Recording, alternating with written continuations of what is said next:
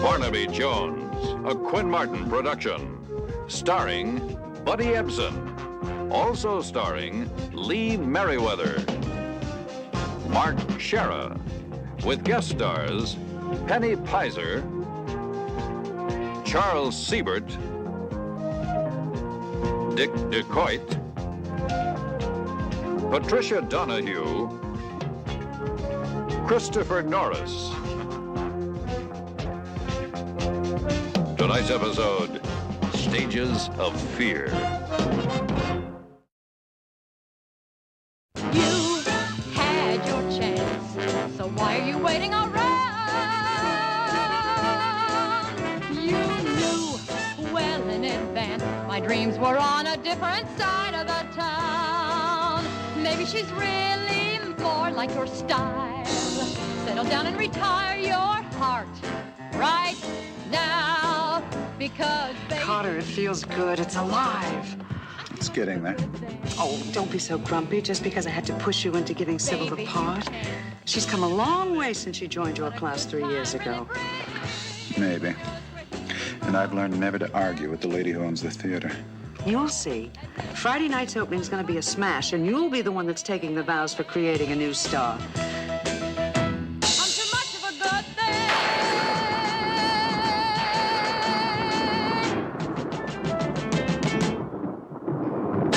Damn it, Carter. I've got little enough to do in this scene without having Sybil constantly upstaging me like that. Let's get one thing straight, June. I direct, you act, and we'll get along fine, all right? All right, Sybil, now you turn to June, not she to you, just like we've been rehearsing it. I'm sorry, Carter. All right, there's not much more we can do until we get the new actress for the part of Agnes, so let's put it to bed for tonight. Ben, I want to start with Act 2, 11 o'clock tomorrow morning, right after the Agnes audition. Okay, everybody, you heard the man. Let's go. Honey, look, you didn't upstage her that much. Don't let her get you go, okay? Excuse me, please. Sybil! Fantastic, baby. Really great. That's very nice of you. Malcolm Elliott, David Douglas. The agent from ICW, Sybil's been telling me a lot about you. Look, I'm going to go meet Rose Shaw for coffee. I'd like you to come and join us. Oh, I'm sorry. David and I are going out for something. Go ahead. Rochelle's a important casting agent. I'll see you tomorrow. So sorry to dump you, my dear, but my career, you Knock know. it off. Just coffee, okay? I can't stay out too late. Sybil, a few notes on Act 1, if you don't mind. Okay, I'll wait for you in my car. And Carter, thank you for letting me sit in on rehearsal. I don't like outsiders watching my rehearsals, especially people I didn't invite. I'm sorry, Carter. I guess I should have asked you first. All right, come on over here. I want to give you a few notes. Hi there. I've got some wine chilling in the fridge. Sounds great. I'll pick up some sandwiches. Meet you later. Gotta finish this first. Okay. All right, you're a high-class call girl, right? So this is your turf. You're in command here. So when you look the place over, you're not just peeking through somebody's parlor window. You act like you own the place. Got it? I think so. You better know so. And your singing's improving. Just don't let it go to your head.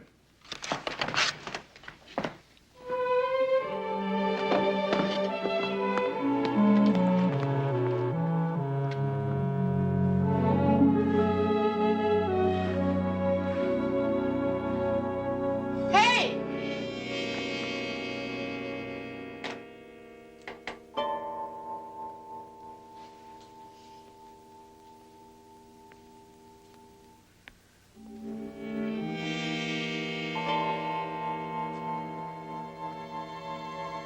Hey, who turned out the lights?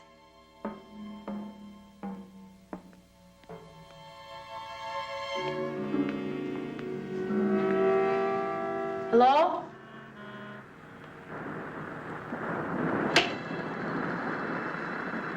Ben? Is that you?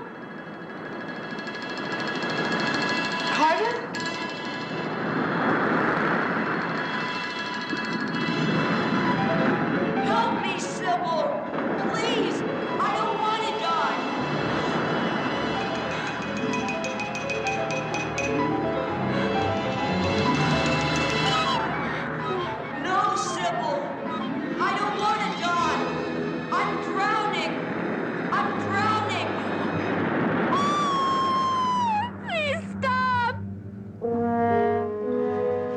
Sybil? Sybil?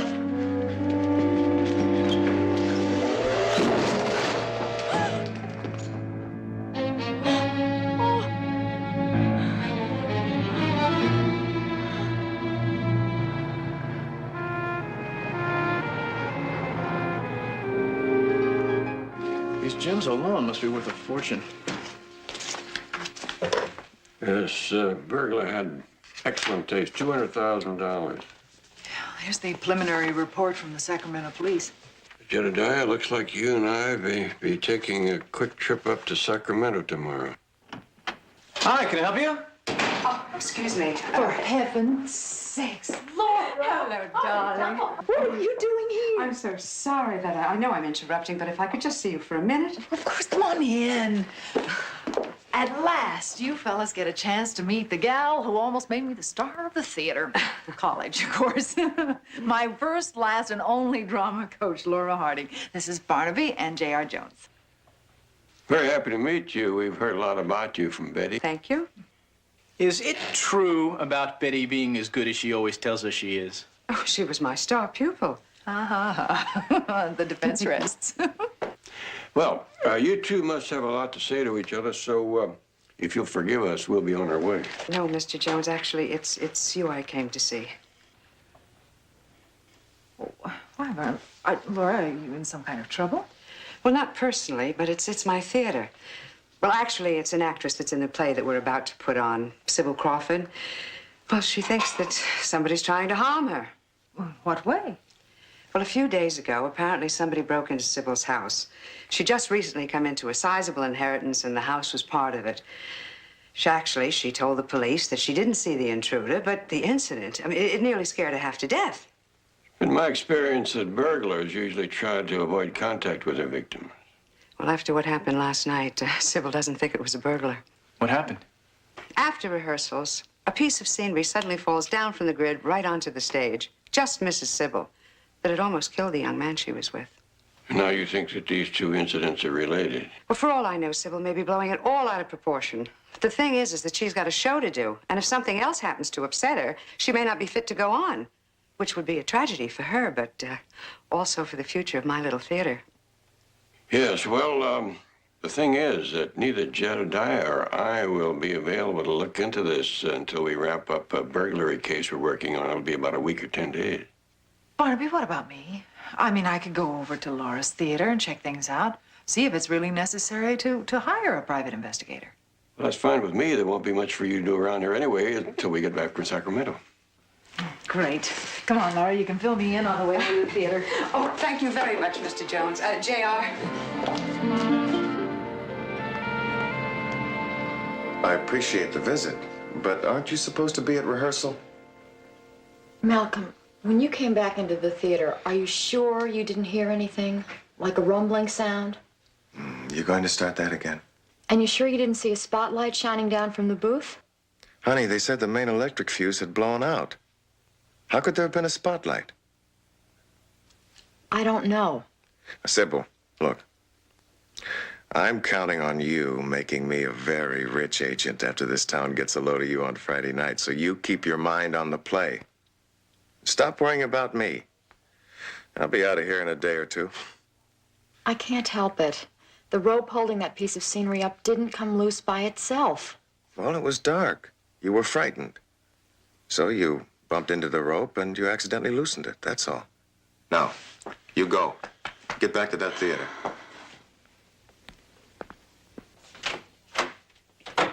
Malcolm, I'm sorry. Will you get out of here?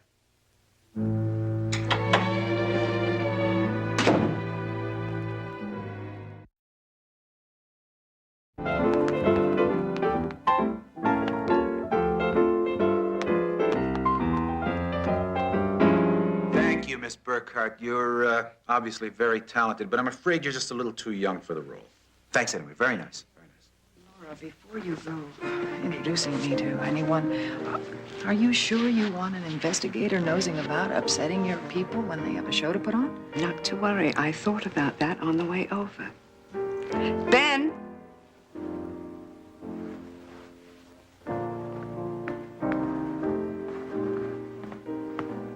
Ben, have you found somebody for the replacement of Agnes yet? Oh, some lemons and prunes, maybe one peach, but nobody quite fits the bill. Oh, well, you must live right, Ben, because today is your lucky day. Because I have found somebody just right for the part of Agnes. Betty Jones. You sing and dance? Well, that was a long time ago. Laura, what are you doing? Okay, just give your music to Duffy at the piano. Just one chorus and a time step. Laura, will you stop him? He thinks you're serious. Well, of course I'm serious. Don't you see it's perfect? I mean, you take a small part in the show, you get to ask all the questions you want to, and nobody's the wiser. Get it? Hurry it up, Miss Jones. Holding up rehearsals. Come on, get up there. Laura, you are out of your mind. I can't pull this. I am not. You know you can do it. I don't have any music. Duffy can play anything. Just give him a key. See? Going into the casting business, Laura? Well, we all have to pitch in and help, right? Go on, go on. Do you know, Girl from Ipanema? Terrific. Key of E. Up!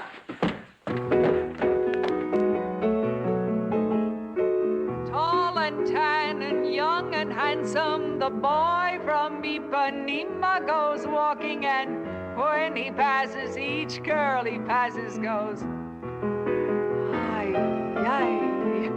When he walks, he's like a samba. He swings so cool and sways so gentle that when he passes, each girl he passes goes, ooh. That's fine. Let's see how you did.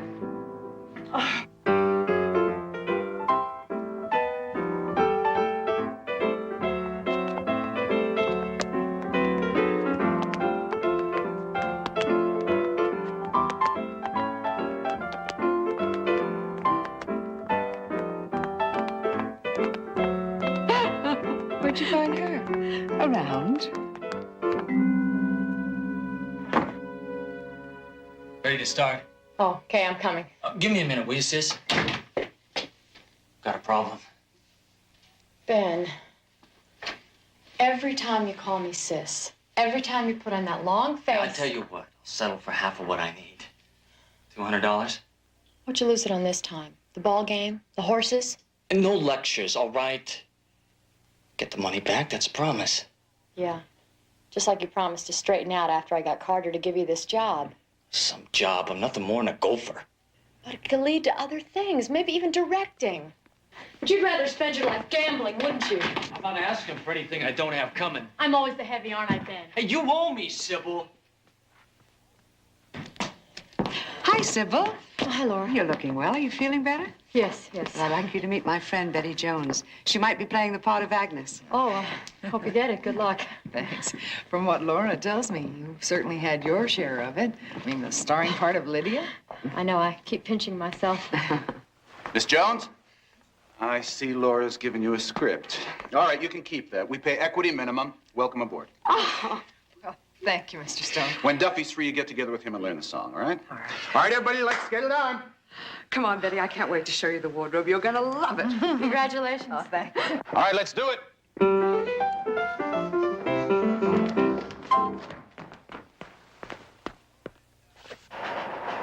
No, hold it. Hold the curtain, Ben. Sybil. Yes, Carter? Sybil, that thing that's supposed to be around your neck, that boa, where is it? I forgot it. You know, she's never going to make it to Friday night, Carter. You'll see, Sybil's going to flake out on us. Leave it alone, June. She's had a rough night. Oh, right. The so-called accident. You were told to cool it, June, so cool it. Sir Galahad is heard from. You know, you never used to talk to me like that when I was your leading lady. Lover.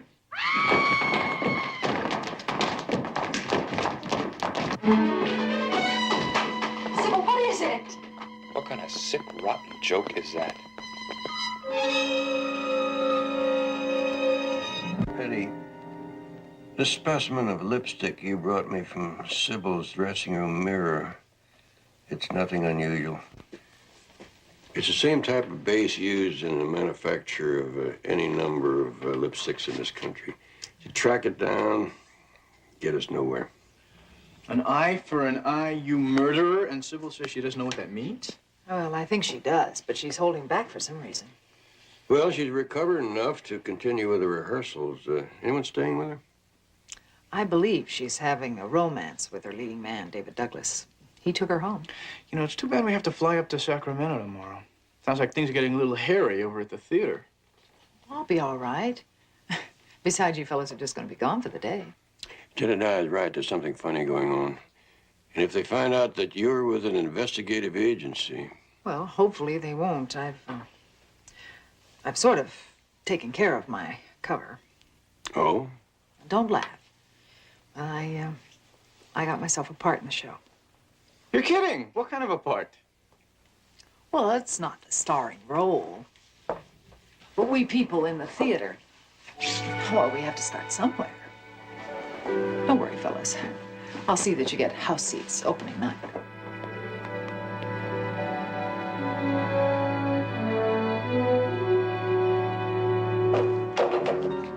Stop that, David! I've got enough on my mind without worrying about you breaking your neck.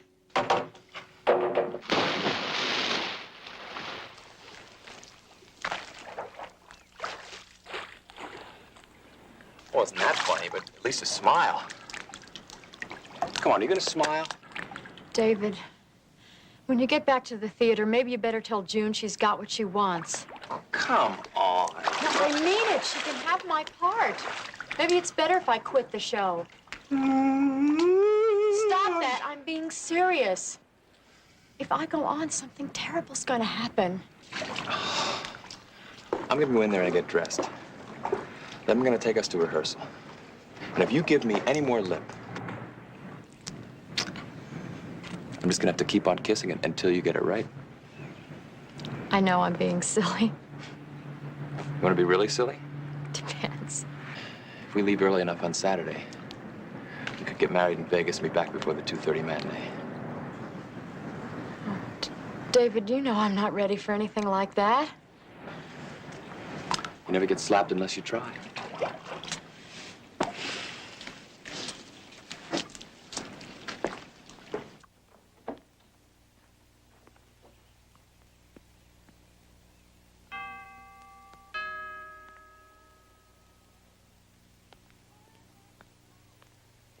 Who is it?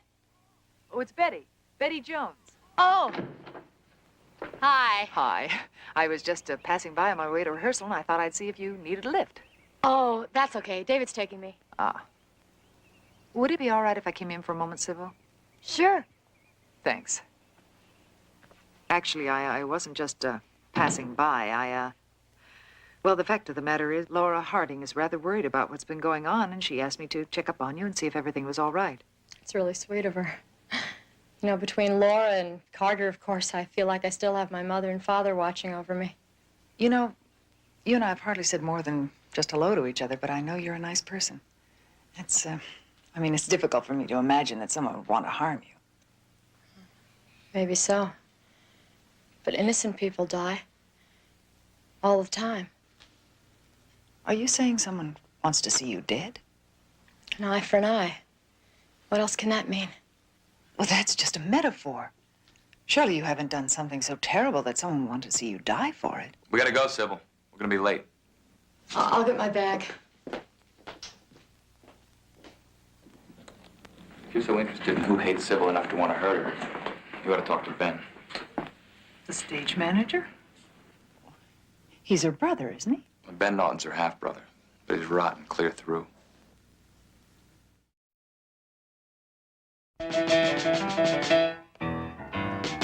You had your chance, so why are you waiting around? You knew well in advance my dreams were on a different side of the town. Maybe she's really more like your style. Settle down and retire your heart right now, because baby, I'm too much Hold of a it! good thing. Damn it, Sybil. You're sleepwalking again. Could you just try to convince me that you're a human being up there instead of some plastic doll moving here and there because I told you where to move? But, Carter, you've never said anything about the way I was moving. Listen to me! All of you! The theater, this theater, however small it is important. Now, some of you may think that it's a stepping stone to instant stardom. That's okay. Everybody's got a right to dream. But that dream is garbage if you can't back it up with the kind of experience you can only get in a place like this. So when you're sloughing off here, you're sloughing off the only chance, the only real chance you're ever gonna have to develop the pride that comes from mastering your craft.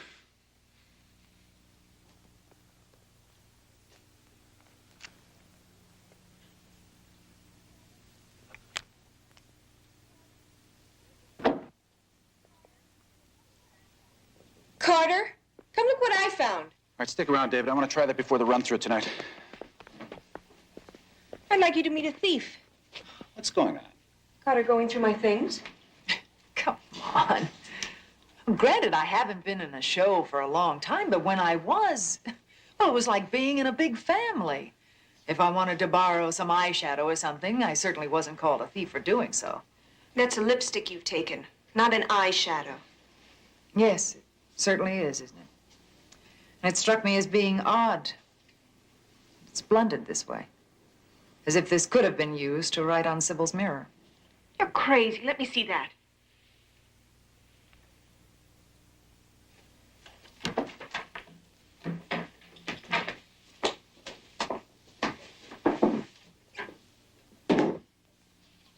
It is the same. Hey, what's going on When here? we broke up, you said you'd leave with me. But that was me. Why Sybil?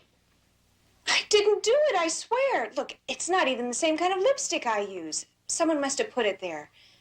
I didn't do it. You've got to believe me. I believe you, June. It couldn't have been you. Why? How can you be so sure? It happened so long ago. She couldn't have known about it. Known about what? All right, let's leave it at this. Whoever wrote on that mirror had better not play any more pranks. Let's get back to work. Betty, you hang around. After I work something out with David, I want to rehearse your number. I've got some errands to run. I'll see you at home.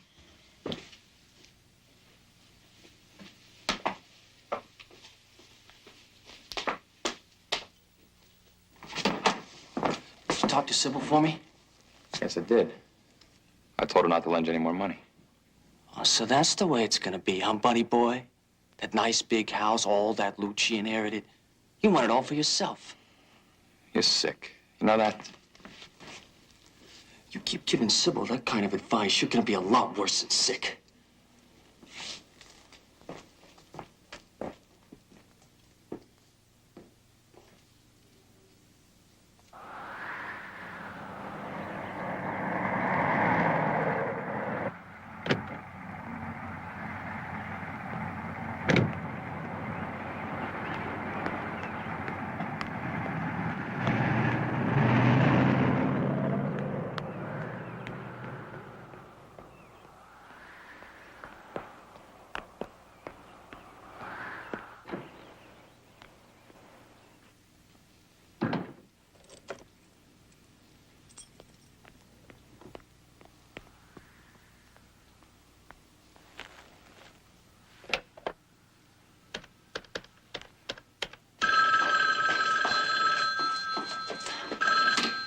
Hello? Is David still there? Oh, Sybil? Hi, this is Betty. No, he left, oh, golly, 20 minutes after you did. He did? Where are you? I'm at home. Are you there alone? Yes, but... Don't be Sybil. Please. I don't want to die. No, Sybil. I don't want to die. I'm drowning. Sybil, what is it? Sybil, are you all right?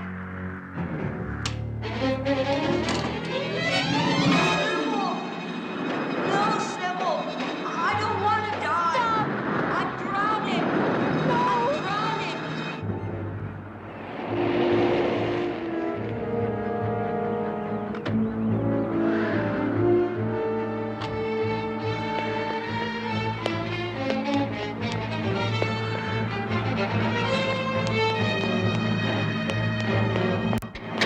Sybil!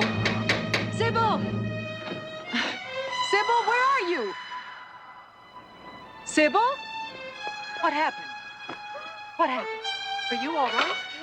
What is it, honey? What happened? I'm drowning. Can't you hear the waves? He's drowning and I can't help him. Who can't you help? Out there. Sybil, what is it?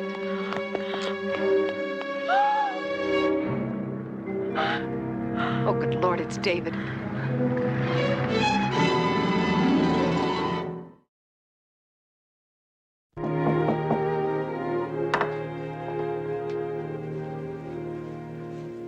Barnaby, is that you? And Jedediah. Come on in. How was Sacramento? Well, actually, we were going to stay another day to check out a lead till we heard what happened. It was a nightmare. Do you know that the police didn't leave Sybil's house until after midnight? And she's still here. Mm-hmm. Still asleep, I hope. Well, Betty, what do you think? Was it an accident the way the police figured it? I don't know, J.R. Sybil said that David was rather reckless on the diving board. I suppose he could have slipped and hit his head. Yet there wasn't a trace of blood found on the board or around the pool. Oh, good morning. How do you feel? All right. Did you sleep well? Not really. Are they more police? No, private investigators. This is Barnaby Jones and J.R. Jones. Sorry to hear about your friend. Jones. Are you related? Yes, and we work together, too. I don't understand. Are you an investigator, too? Well, in this case, you might say so. Laura came to us. She was rather worried about the accidents. Does she think somebody's causing them on purpose? Isn't that what you told Laura, that you were afraid somebody was out to harm you? Yes, but not David. Why would anybody murder him? Well, for now, they're calling it another accident. So many accidents. Betty tells us that you seemed to know what had happened to David even before you saw him in the pool. I did. How could I know that? Well, don't you remember? You said he's drowning, and I can't help him. Didn't the police ask me that? Well, if you didn't mean David, then who was it you couldn't help? I can't, I've got to go to the theater. The theater, after what you've been through? Yes, we have a run-through today. I can't be late. I better go with her. Betty, if we're really dealing with murder... I know. I'll be careful. Besides, you and J.R. are as close as that phone. So under the circumstances, I think Carter's right. Well, that's it then. We'll just have to close the show down. Sybil, what are you doing here? You should be home resting. Mom, I can't be home. We have a run-through. I'm afraid not, Sybil. In fact, we're going to have to close the show down for a while. Look, we all know it's a terrible thing that's happened. But we've all worked so hard. We can't close the show now. Look, there's nothing we can do. There's no possible way we can replace David by Friday night.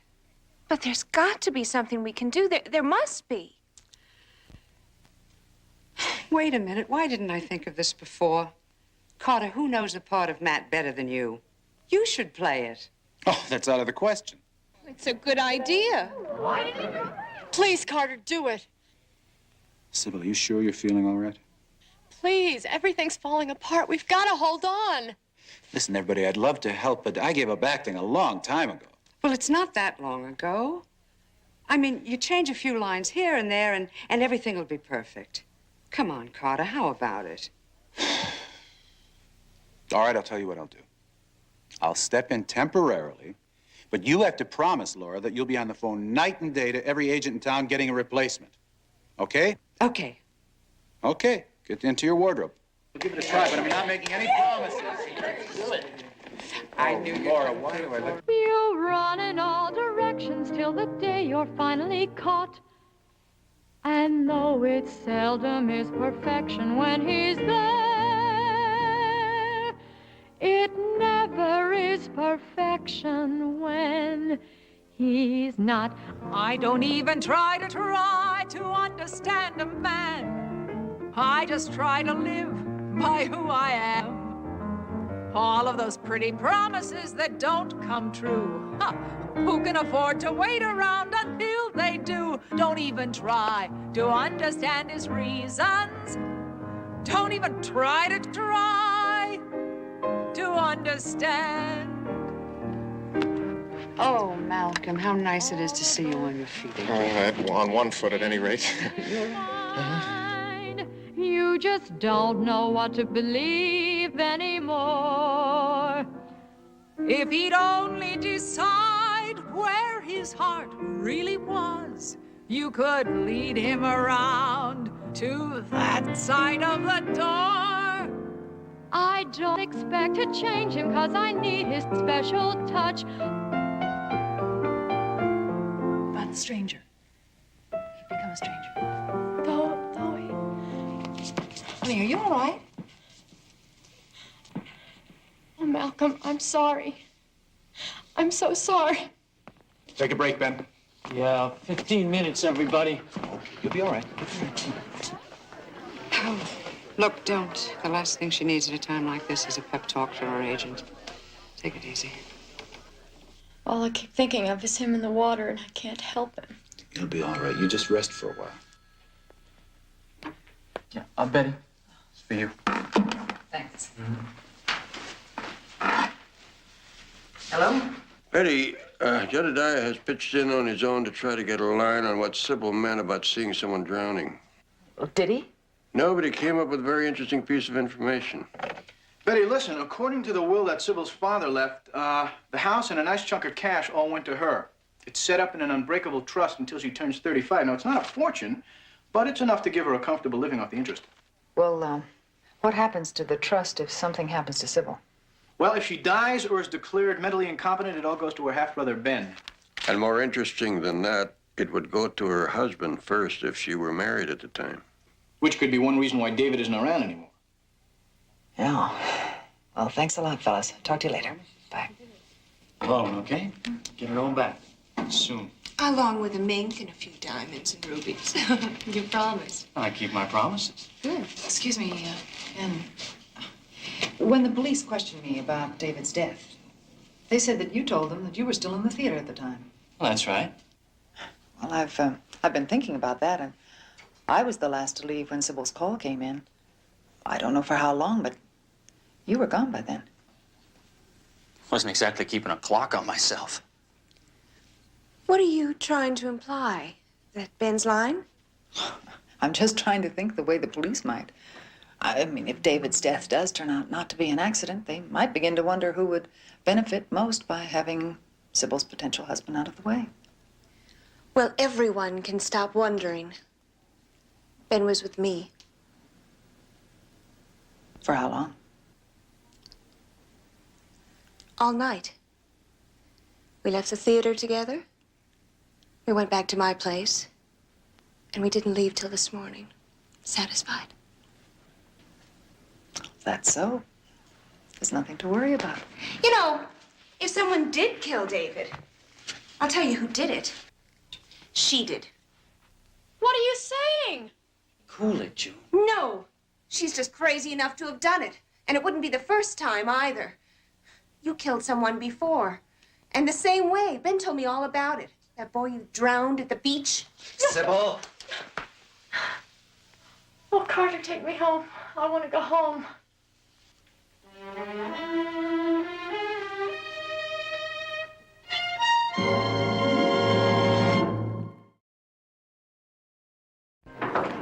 There you go, my man. I pay my debts.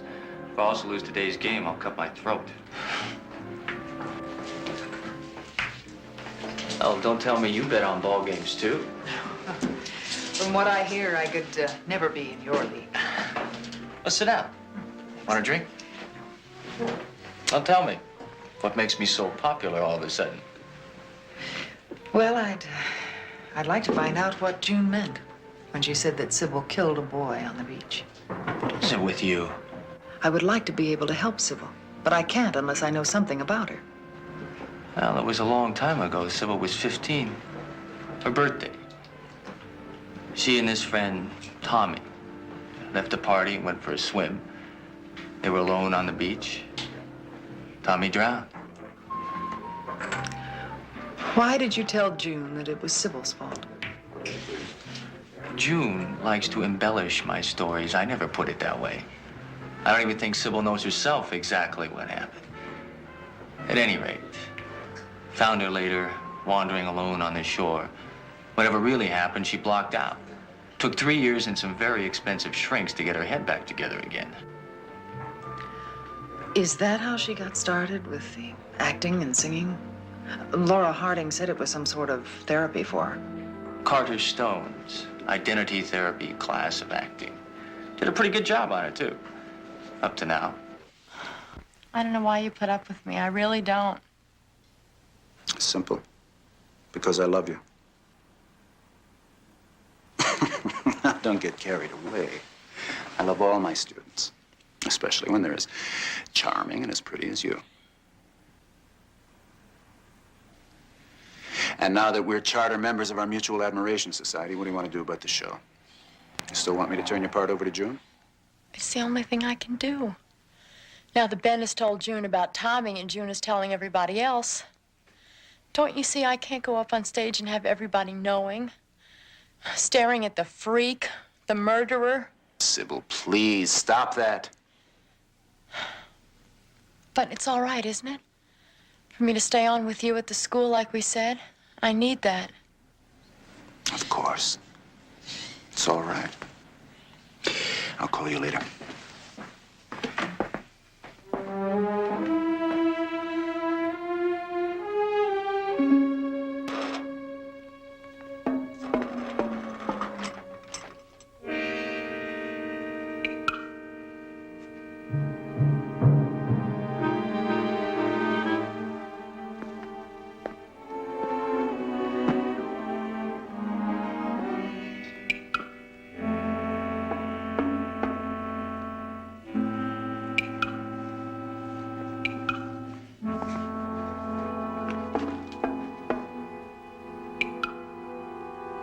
Somebody there? It's me, Carter. Betty. Oh, Betty, well, didn't they tell you I've pushed rehearsal back to 3 o'clock because June is going to take over Sybil's part? Oh, that's a shame. I'm sorry to hear that. Something else. J.R. Jones asked you to call him back. You can use the phone in my office. Oh, fine, thank you.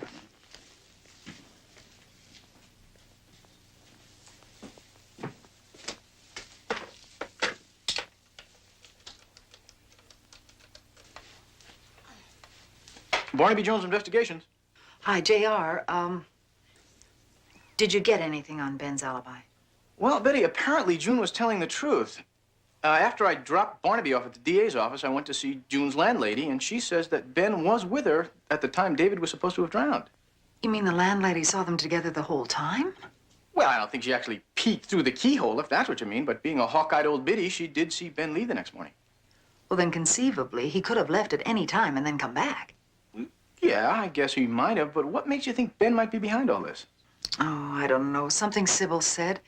Something about actually hearing the sound of crashing waves on the beach. I don't know. When she called from the house, I thought I heard static on the line, but I don't know. I'm beginning to think that maybe I heard the same thing myself. What do you mean, the sound of waves? Yeah. Or maybe someone creating the effect. Listen, J.R., I'm gonna have to call you back, honey, okay? Bye.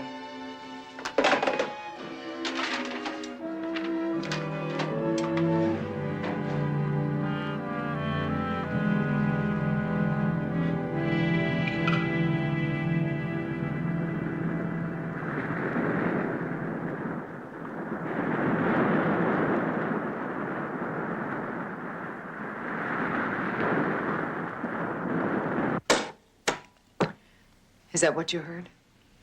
Where did you get that? Where in God's name did you get that?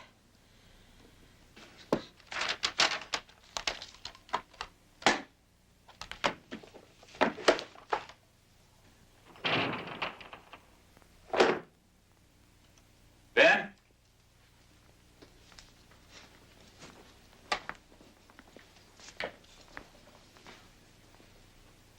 Ben, is that you?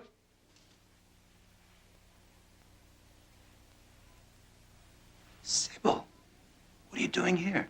Carter, I'm really embarrassed.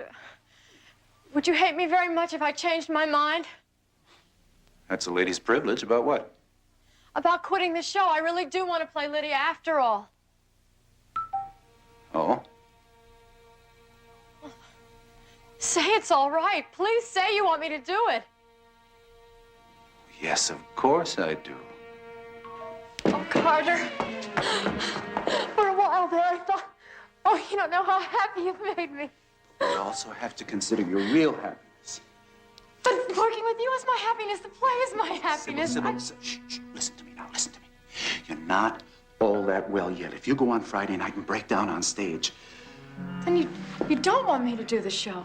No, I'm just thinking of you.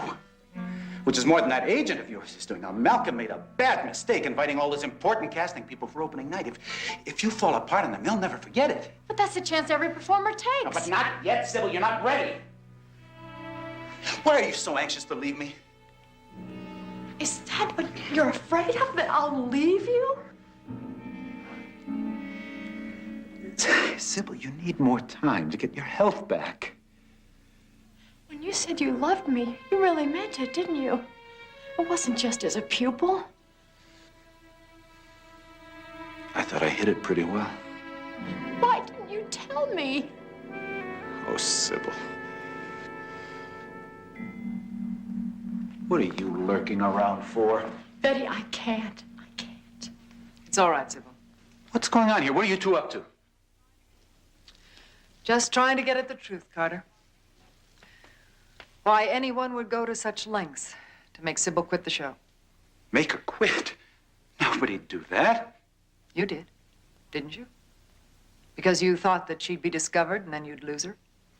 You tried to keep me by frightening me. No. What kind of lies have you been telling her? The sounds of the waves. Tommy's voice. I found this in your desk. Carter, you didn't have to do those terrible things. Couldn't you see how I really felt about you? Didn't you know that I loved you? But David, you were going to marry him. David was a friend. You didn't have to kill him. No, don't cry. I'll make it up to you, I promise. It's too late. Carter, it'll go a lot easier on you, Carter, if you make the call to the police yourself. No. No, police. No. I'm taking Sybil away. And you're not going to stop me. It's no use. I work for a private investigator, and I've already called him. Please don't hurt anybody else. If you love Sybil, make the call. You owe her that much.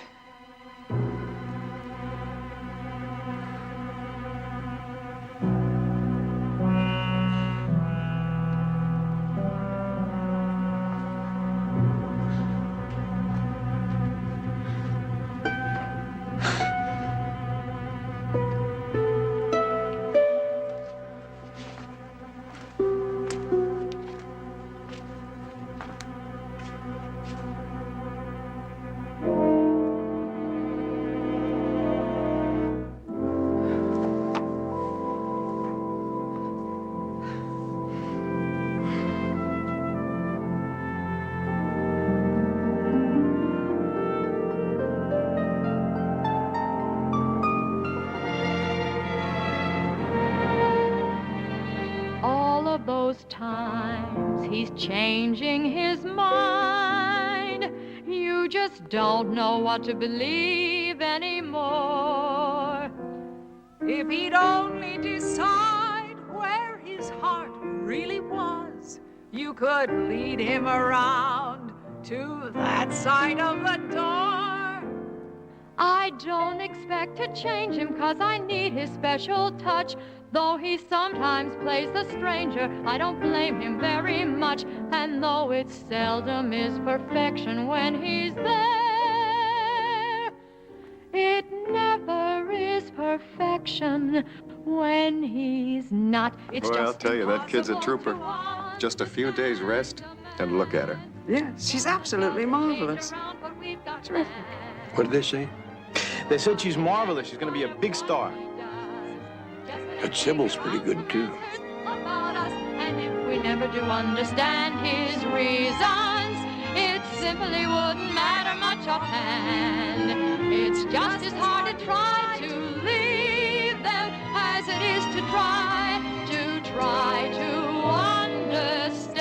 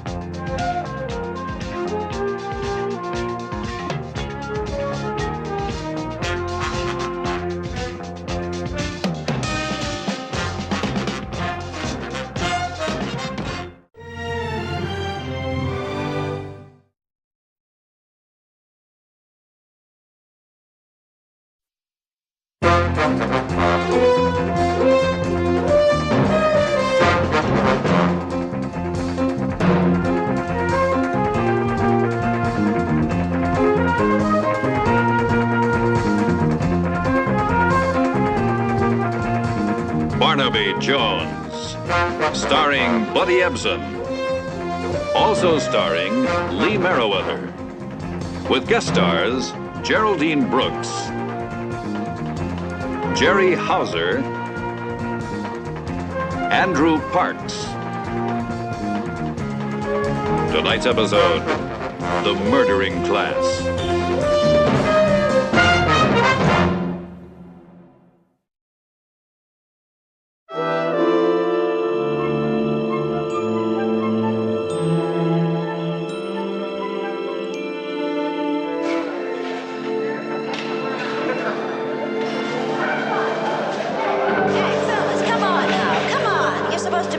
Stop horsing around. We'll never get finished in here. A lot of tables still need chairs, you know. Oh, put Mrs. Ogden next to the minister. Maybe he can shame her into buying some tickets for the tennis fund. I certainly couldn't, even though I am headmistress. Don't forget those flowers tomorrow morning, first thing here. Oh, Janet. Yes. Your brother. Thanks, Victor. George. Looks very nice. Oh, hope so. Oh, I found 10 of these medieval histories you wanted. Now, if you need any more, I... George, those are very heavy, and 10 is fine. But why don't you get one of the boys to help you? Oh, no. They have their job, and I have mine. I think I've been sober long enough to carry my own weight, and 10 medieval histories. George, thank you. I'll put them in the office. Right.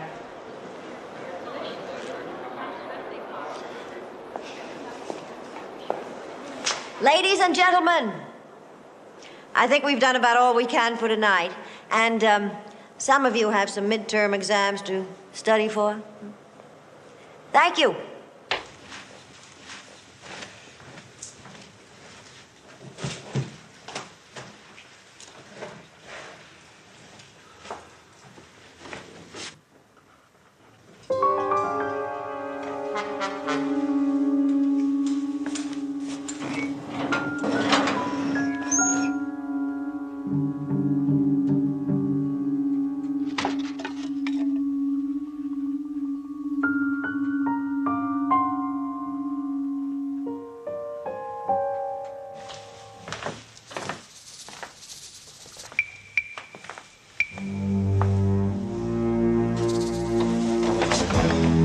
Paul, what are you doing here?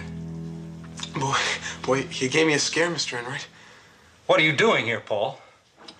Come on out. Come on. Well, I'm working student desk this week. I came back because I left a book. I'm cramming for exams, so I gotta go. You opened the private file, didn't you, Paul? How'd you learn the combination? I didn't take the money. All right, wait, Paul. I think we better go talk to my sister about this. I didn't take anything, right Mr. Enright. Paul, I didn't take anything.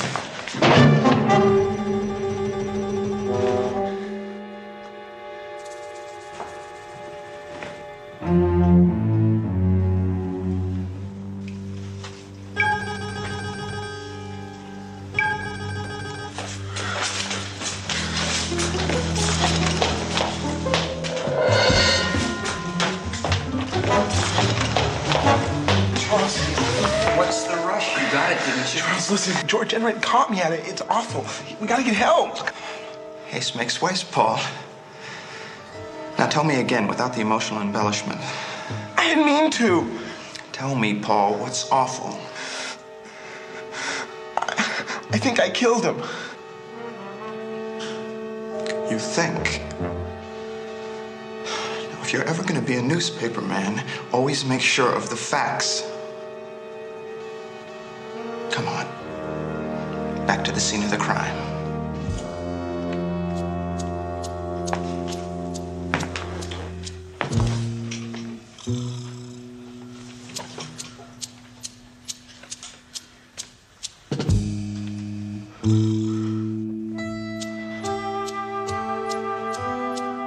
Well, Paul, this makes you the first murderer I've ever known. I'm gonna call the police.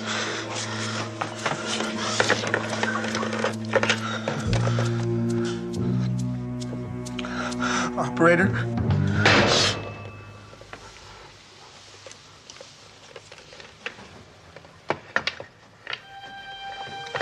Your mouth is dry, dear boy. The adrenaline is short-circuiting your brain and you'll botch everything. The police, bumbling as they are, will ask questions. What were you doing there, Paul Thayer? And your buddy, your pal, Charles Lomax, what brought him to the headmistress's office? Do you want to tell them all that, Paul? What are we gonna do? Hang in there, Paul.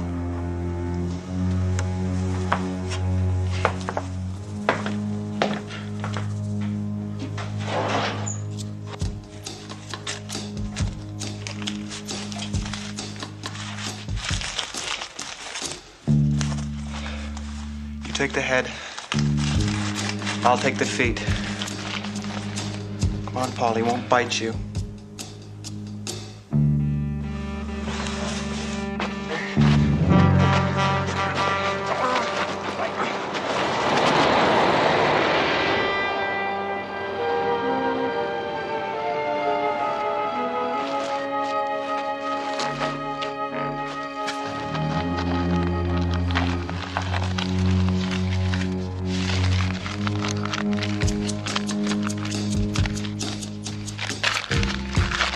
Bottle.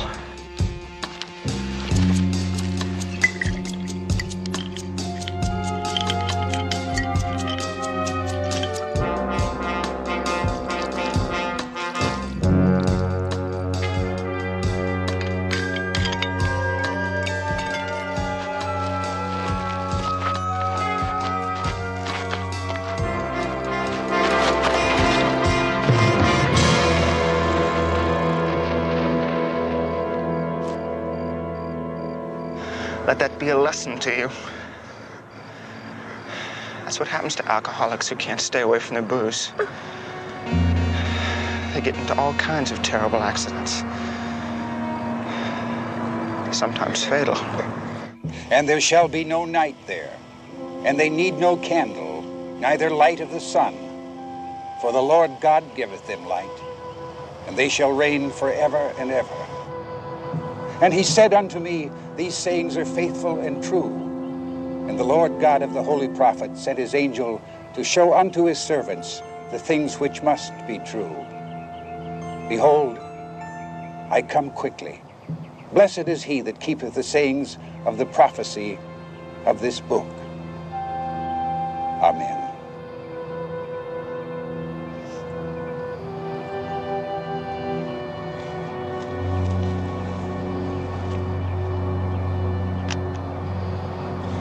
I can do, would you let me know? Oh, of course, Ron. Thank you. Thank you.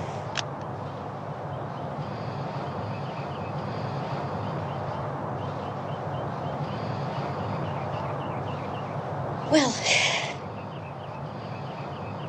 Are you all right, Janet? Oh, I'm fine, thank you. It was a lovely service. I appreciate it. I'll call on you later.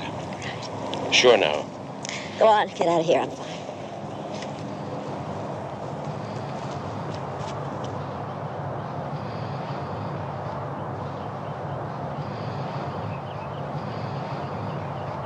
Barnaby Jones? Yes, Miss Enright. You have my sympathy, Miss Enright. I didn't know if I should come now or... I'm glad you did. I want my brother's name cleared. Whatever it may cost. Well, since I was driving through town, I stopped and had a talk with Lieutenant Roth. And did he convince you that George stole that money? Well, let's say he made a good start. Mr. Jones, Lieutenant Roth didn't know my brother. I'd like to tell you about him.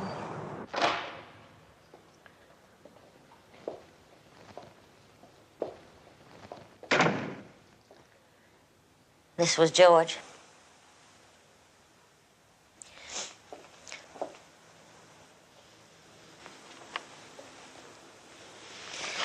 He loved books. When we agreed that I'd take control of the school, he insisted on earning his keep, as he put it, by staying on as our librarian. Am I right? In your statement to the police, you said that your brother gave up drinking about 8 months ago. Yes, as soon as I'd officially taken over the school. I assumed that he just no longer needed whiskey as an escape from responsibility. What do you figure set him off drinking that night? I don't know how George got to the cliff. I don't know how the whiskey got on him. I don't know how the money from the tennis fund got into his pockets. I only know one thing. My brother. He didn't need to steal. Look, this shelf here, all first editions. This set of Longfellow alone, it's worth thousands. If my brother wanted money for liquor or anything else, he could have sold it. Was the man who lived here a thief?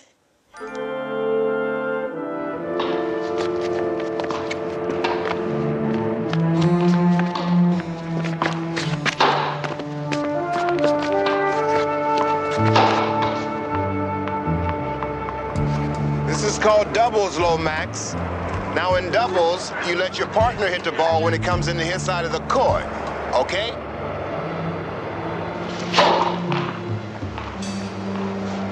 Oh, good Lord. Mid-year finals here all next week, and then the SATs, and then the University of California stuff.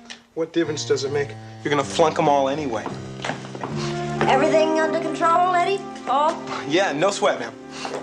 Here, Mr. Cather, please, you take this booklet and you read it carefully at your leisure, and if you have any questions whatsoever, you don't hesitate to ask anyone in this office, okay? Well, Paul, we'll need to... Oh, Janet. I didn't think you'd be in today. Why, I can handle anything that comes up. I really want to, Victor. This is Mr. Jones. Mr. Jones, this is our college counselor, Victor Stern. How do you do, sir? How do you do, Mr. Stern? As you know, I wasn't satisfied with Lieutenant Roth's reports, and so I've asked Mr. Jones to come from Los Angeles to make some further investigations for me. If he needs anything, I know you'll give him all the help you can. Of course, Mr. Jones. Anything I can do. Thank you, Mr. Stern. Paul, I'll need 50 copies of this college requirement. Yes, sir. 50 copies right away.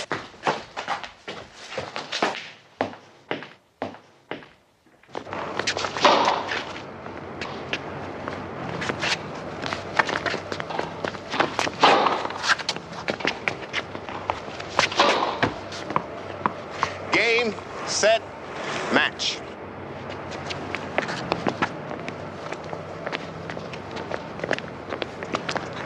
Nice going, guys. Ross, I want to show you why that second serve of yours isn't working, okay? Lomax. Now, maybe you got the rest of the school conned into thinking that you're the greatest since sliced bread. But on a tennis court, you're nothing but a second-rate grandstander.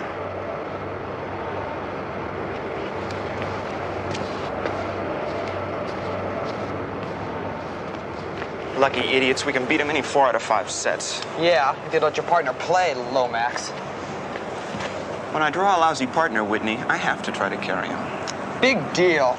Charles, I gotta talk to you. Only one autograph per customer, please. Did you hear that grandstander crack? Boy, you give a guy like Fannin a little authority and he turns into Listen, we're in trouble.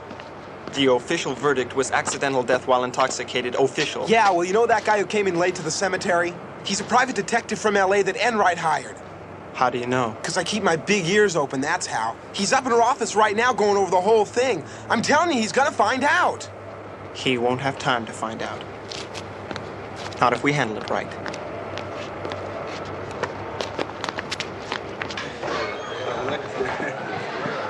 You've handled it so far, and we're going down the drain. No, Paul. Neither of us is going down the drain, nor down the tube, nor up the creek. A little spice has been added to the brew, that's all. It was an accident. I'm gonna tell.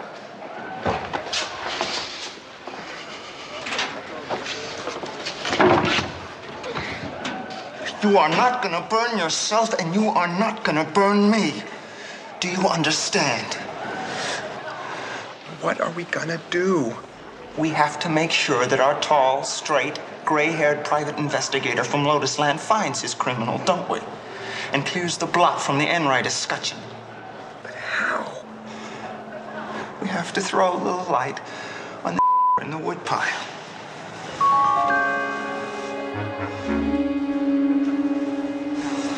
I was thinking that it's inconceivable that Paul Thayer, class vice president, honors student, etc., is the type of young man who goes around robbing people and killing them in fits of temper. But he is.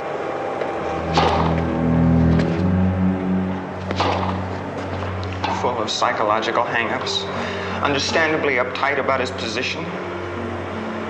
Yes. I'm afraid Mr. Fannin killed old George. Strong, powerful man with a hot temper. He's liable to do anything. Even murder.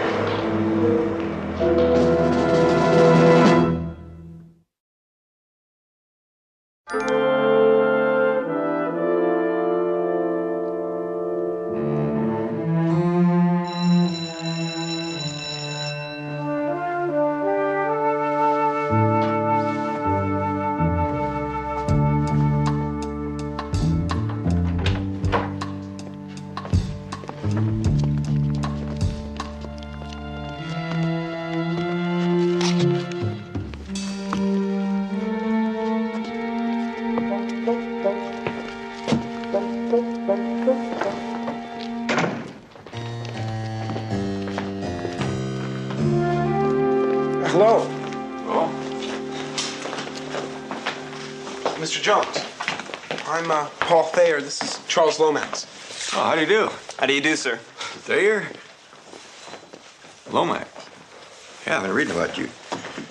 You are president of the senior class, editor of the paper, a lot of school activities. I'm from the East, Mr. Jones. I learned to stuff ballot boxes at my father's knee. Is there anything we can do to help, sir? Well, yeah, there might be, especially since you're on the paper. Any idea how this flash bulb got in the closet?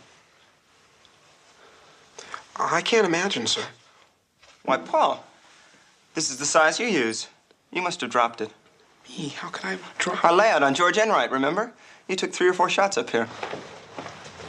Oh, yeah, sure. I guess it's mine. I'm always losing them, you know? Oh. Do you have any offices besides Los Angeles, Mr. Jones, working with other private investigators?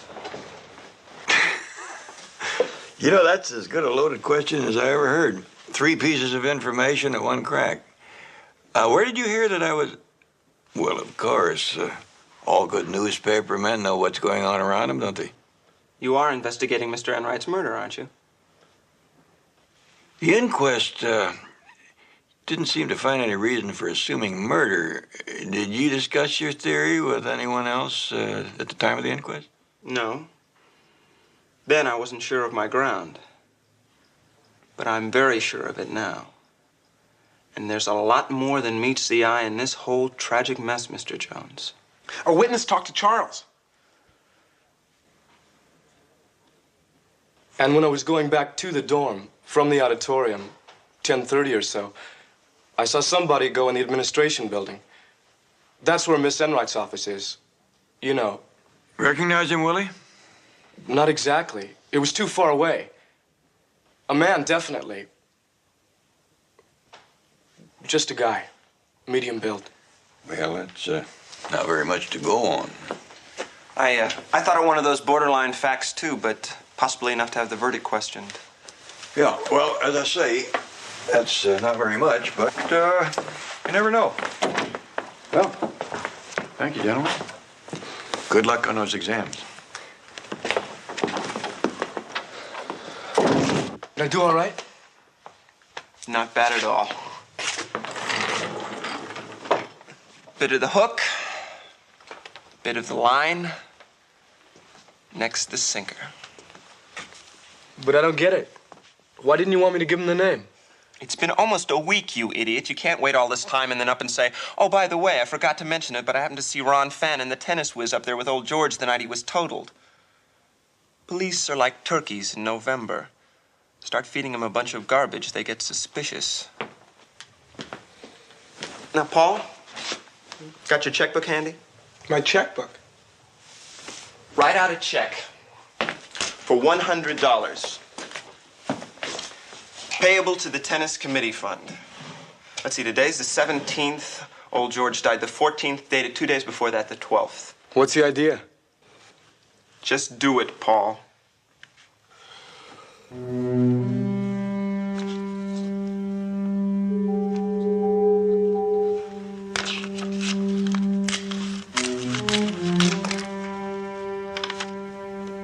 What'd you have me write it for if you're just gonna burn it? You've got to feed them their clues bit by bit.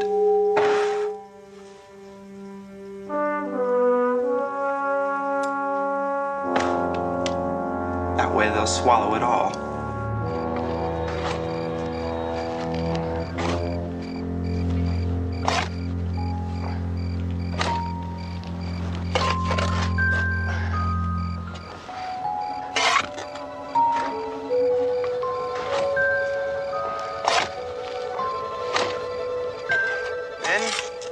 I have some good news and some bad news.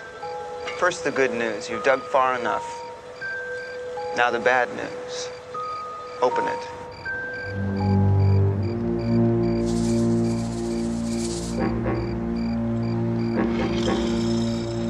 It's getting late. Open the coffin.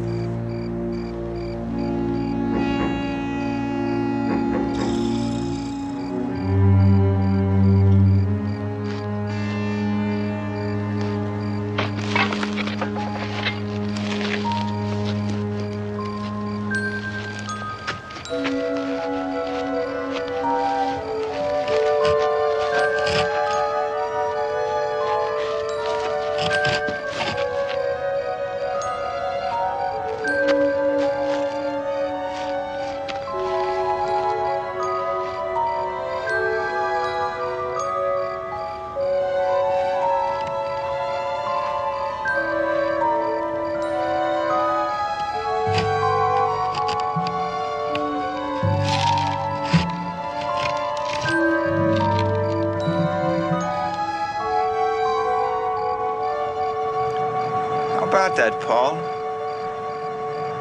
He's smiling at you. Who's gonna do it? Why, you.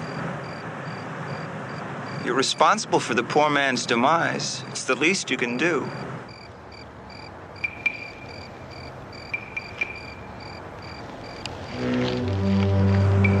Gently.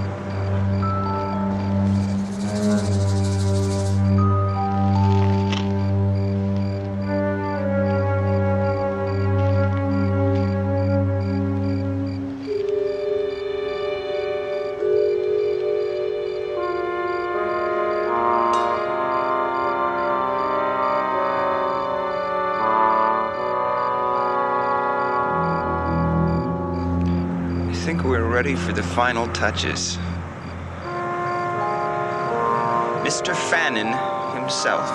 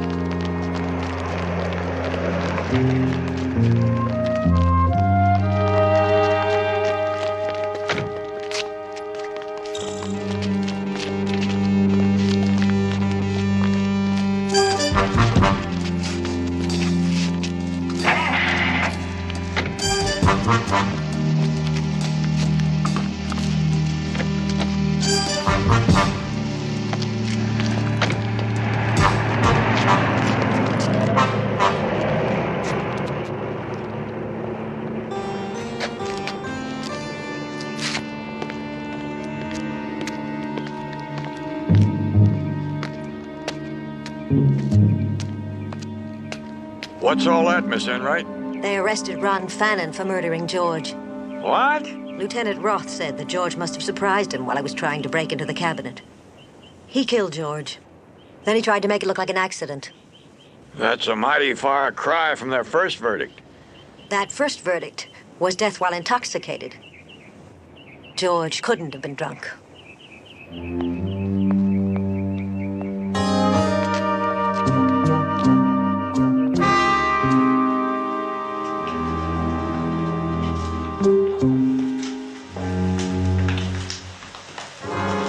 Let's see the boys first. Fannin's with his lawyer right now. He goes before Judge Perry for arraignment at 4 o'clock. Things are moving pretty fast, aren't they, Hank?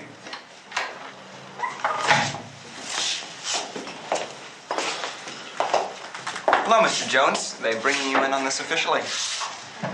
I understand you three have had a busy day. Look, you understand why we couldn't bring everything to you first. Perfectly, but Lieutenant Roth and I aren't in competition for a prize. We're both in the same business. Yeah, same business, different pay. Lieutenant's been telling me that you boys have been poking around down below the cliff and you came up with some new evidence. Charles found it near where they found the body. A Wimbledon button. I've heard of Wimbledon tennis, but what's a Wimbledon button? This, Barnaby. It's like an Olympic button. And this is his official Wimbledon blazer we found in his closet. Oh. Well, you were lucky to find it. Oh, yes, sir. We thought the police might have overlooked something when they searched the area originally.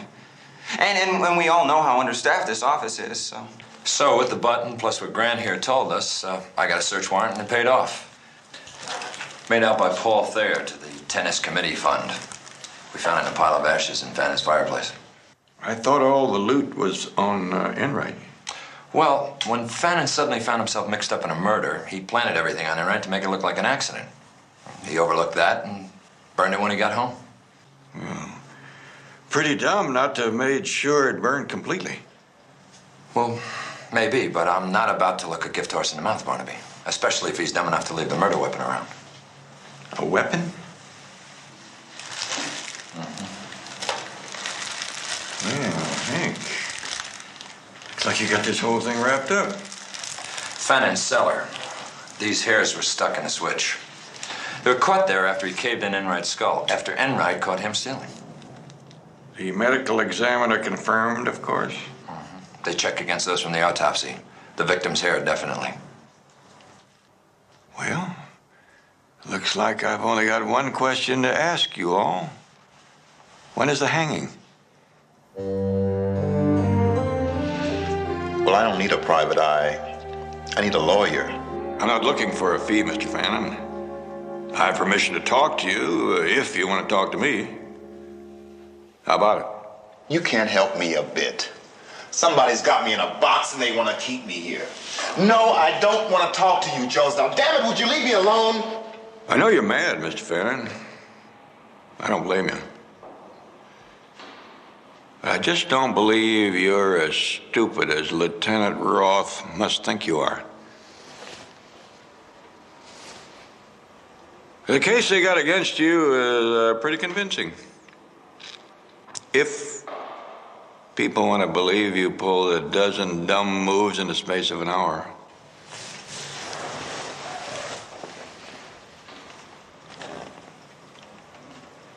Okay, let him in.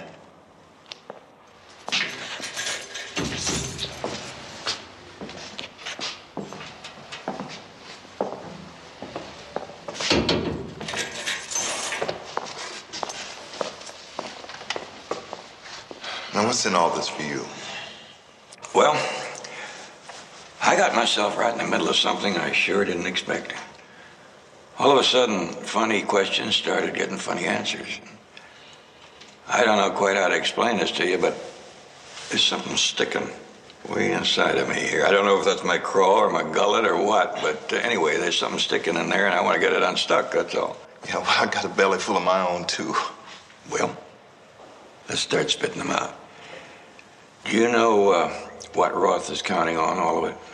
Well, there's the flashlight, there's Mr. Enright's hair, there's the blazer button, the tennis fund check, the fact that I knew that there was a couple of $1,000s in the safe. That's a pretty neat package. Yeah, but to begin with, I don't even know the combination. The beauty of circumstantial evidence is that nobody has to prove how you got into the filing cabinet, only that it's obvious you did. That's about as logical as Willie Grand saying he saw someone who looked like Mr. Fannin about the time that Mr. Enright was killed. And what do you say to that? Well, now, death was supposed to have been about 10:30, right? Give or take a few minutes. Did you ask Janet Enright where she was about then? What? She's my alibi, Mr. Jones. She was with me. Ask your client. I've been telling George that he can rest easy now. He's been exonerated. An arrest isn't exactly a conviction, you know.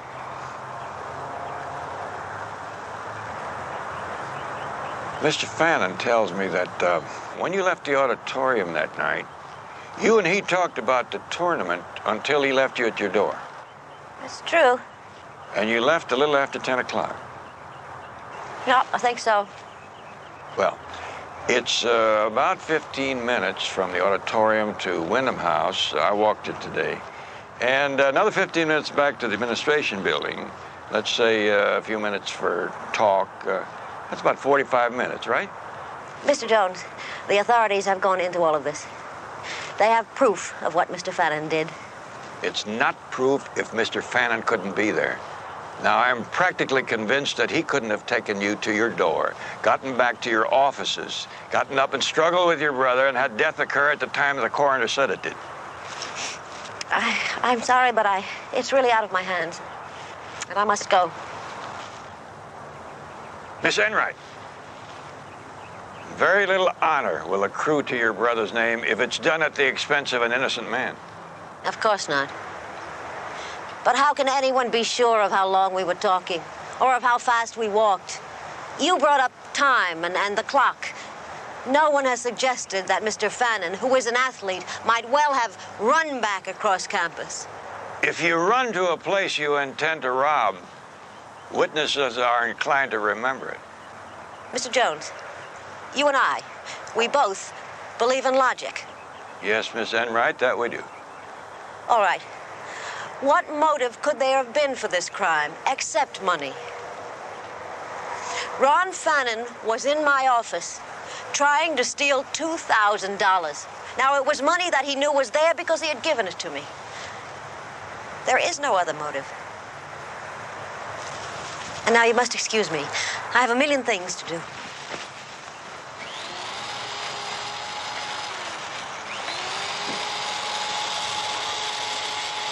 Good afternoon. Well, good afternoon. You certainly keep things pretty around here. Well, thank you very much. How often you water this time of year? Oh, I usually turn the sprinklers on about evening this time of the year for about an hour and a half. You'd think that earth would have settled more, wouldn't you?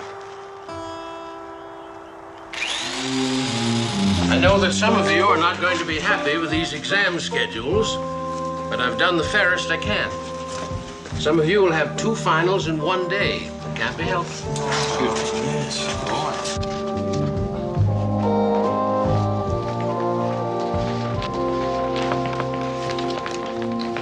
Good afternoon, sir. Good afternoon. Good afternoon, Mr. Stern. That was quite a job of detective work you young fellows did. Oh, well, Charles deserves all the credit, sir. No, it was a real collaboration. Like a copy of the Gazette, Mr. Jones? Thank you. Is Miss Enright expecting you, Mr. Jones? Well, I'd like to talk to her if she isn't too busy. Janet, Mr. Jones is in the outer office. How's the case coming? Oh, Judge Perry is set Monday for the preliminary hearing. No bail. Mr. Jones.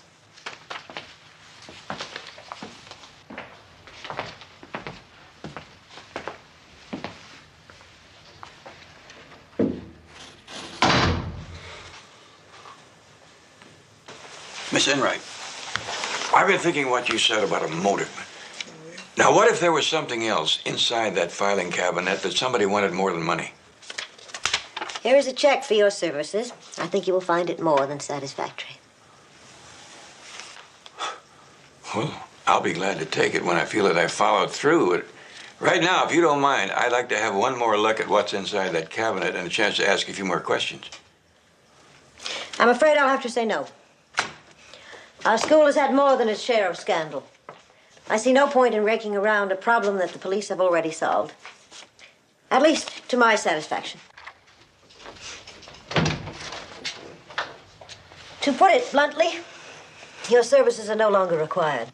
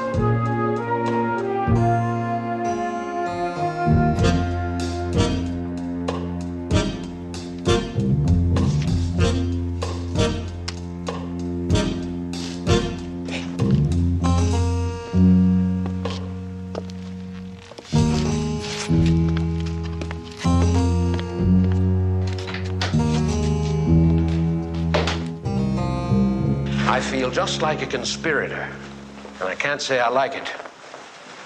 Let's go in here.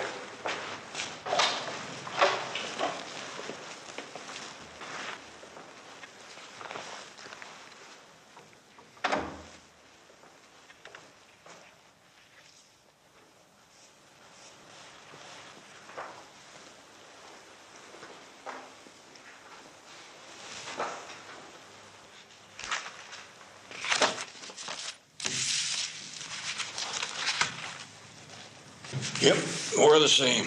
All three of them. Charles Lomax, Paul Thayer, William Graham. All came to Enright with poor or failing grades. Then sometime in the second semester, the grades shot up to A, even straight A's. Spectacular, not all that unusual, especially when boys decide to knuckle down to work. And when some students come to a demanding prep school, Mr. Jones, they learn to test better. Or when they happen to know the answers to the exams beforehand. I thought it would shock you when I said that. I don't know what you're getting at. All these final exams, questions and answers, were they always kept in that one filing cabinet with the combination lock? Yes, as long as I've been. Then it wasn't the money the thief was after. It was the answer to the exam questions. Mm-hmm. And you think somebody beside Mr. Fannin was the one? That would explain a lot. Cheating during an exam is one thing. It's bad enough. But I can't believe this, Mr. Jones. How much longer are these exams going to last today? What? Oh, 25 minutes. This is the last one. And when will they know the result? They're tabbed by computer. They'll be posted on the bulletin boards by 4:30. Shh.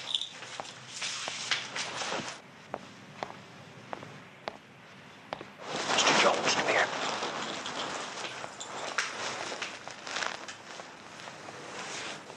I must get back, and you shouldn't be here either. One more favor. It's important. I want you to fail Charles Lomax and Willie Graham, but not Paul Thayer. Why, I have no right to tamper with any grades. Their entire futures depend on these tests. Maybe Ron Fannon's does too. What good would it do? Suppose one made the usual 95, 98 on the test, but the other two didn't. Then it would be obvious that the guy that made the high grades had pulled a fast one on his buddies. And if that happens, we might see some fireworks. Well, Charles is the ringleader, Mr. Jones. Shouldn't he be the one to get the best marks? No. He's the ringleader, as you say, because he's smart enough not to do the dirty work. He gets stooges to do that. And Paul Thayer is exactly the type that Charles would pick. Hey, I passed! Way to go! How are you supposed to remember all those dumb dates? I thought you'd be gone by now, Mr. Jones. If I'm trespassing, I apologize. But as I told you, I wanted to get to the bottom of this. Get at the truth is what I said. And I would certainly think you would, too. Yes, you told me what you assume. I'd like to know how you expect to prove it. Out of the mouths of babes, I hope.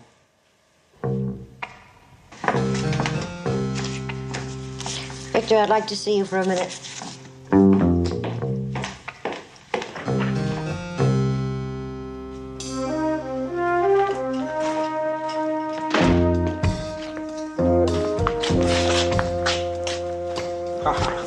How did you do, fellas? We aced it. 2 98s and a 99.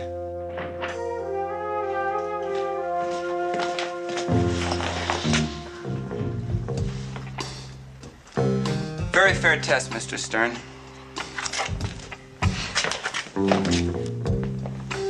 I'm sorry, Mr. Jones. I just couldn't do it. I couldn't cheat like that. I just couldn't take the chance.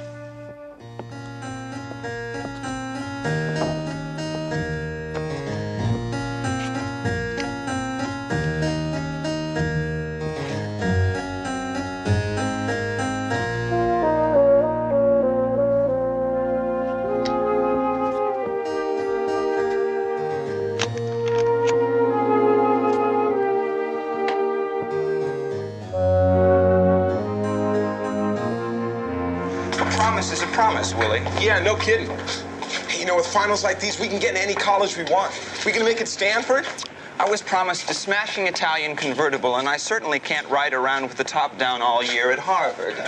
How are you riding around on that road down by the cliff where George Enright's body was found? Miss Enright told all of us on student desk duty you didn't have permission to be on school property, Mr. Jones. Want to call a cop? Actually, we all have something to do, and... You have nowhere to go, Paul. Thanks, Lomax. I like your style. You see a problem, you want to meet it head on.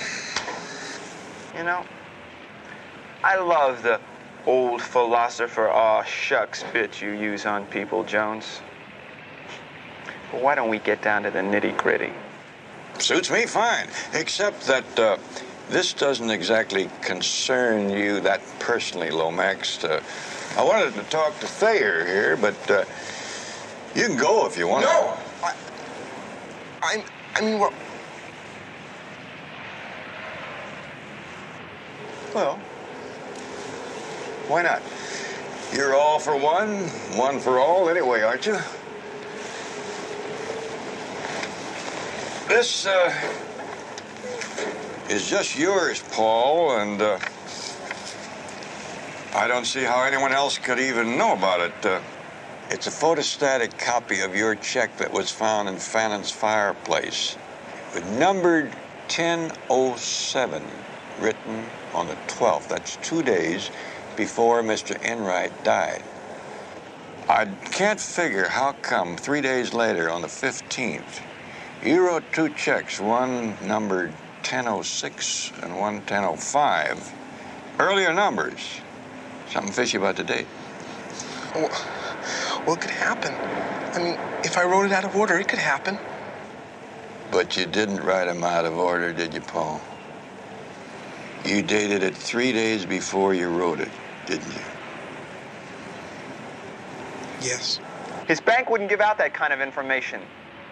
What did you do, Jones? Bribe some stupid clerk? No, I just took a shot in the dark. And Paul gave me the answer. Something else kind of funny.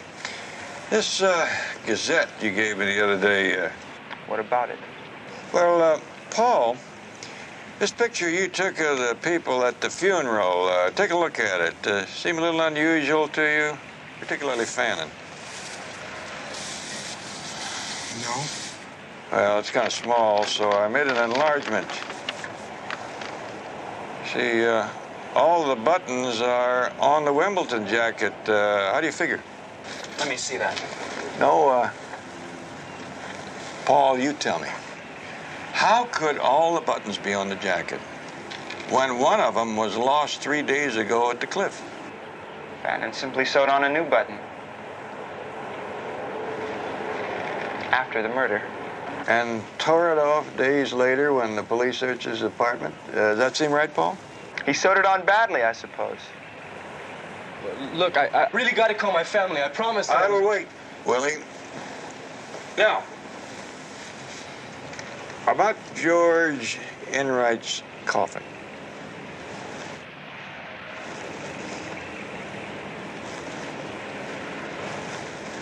The people at the cemetery are absolutely mystified. They can't figure how bits of earth got inside the coffin. You see, it was sealed at the funeral home. Yesterday, I got a court order to dig it up, and we found dirt. Dirt from the cemetery inside the coffin.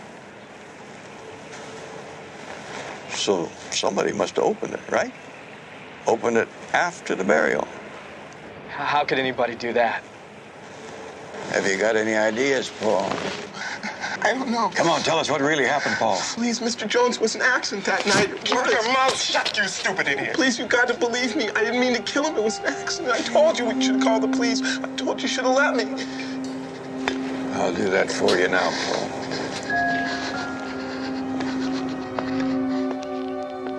Can't you take the pressure? Can't you keep any cool at all? Everything was working perfect. Everything has worked perfect for years, damn it. In 5 minutes, you blow everything I've set up for you. Get me the sheriff's office, please. Lieutenant Roth, if he's on duty.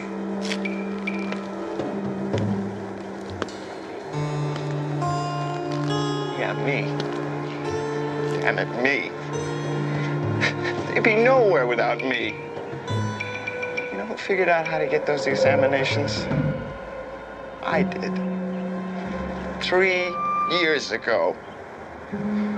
I broke that combination. You know how? I used my brain.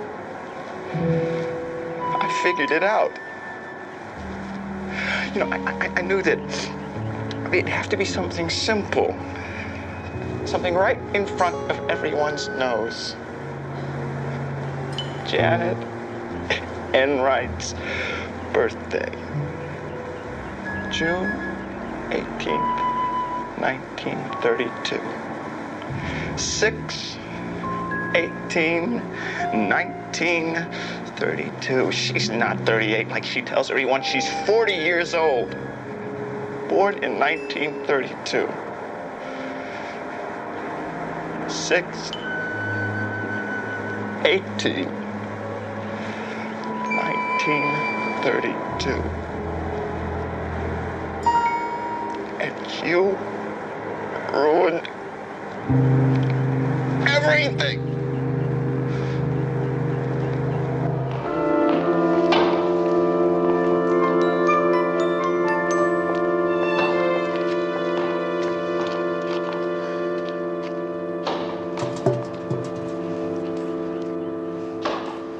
Thank heaven he's all right now. I was so anxious to clear my brother that I let myself be blind to everything and everyone. And those boys. Where did I go wrong? Where do we all go wrong? Find problems like this in the slums of the ghetto, you're not surprised, but It happens in the best of families. Even here, where they have all the advantages. Well, there's a lot to do. Thank you, Mr. Jones. bye, Miss Enright.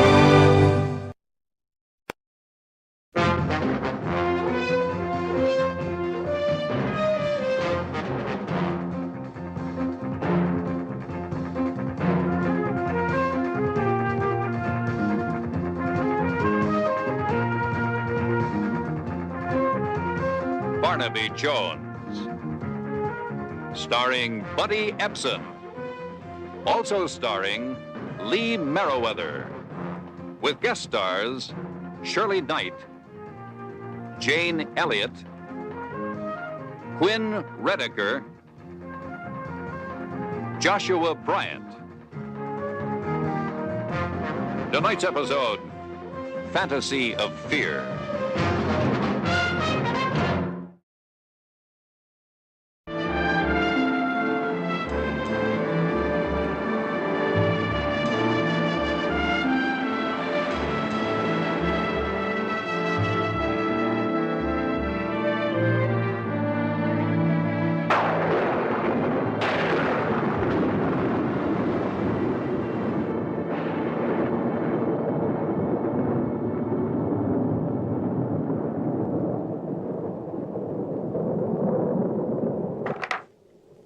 I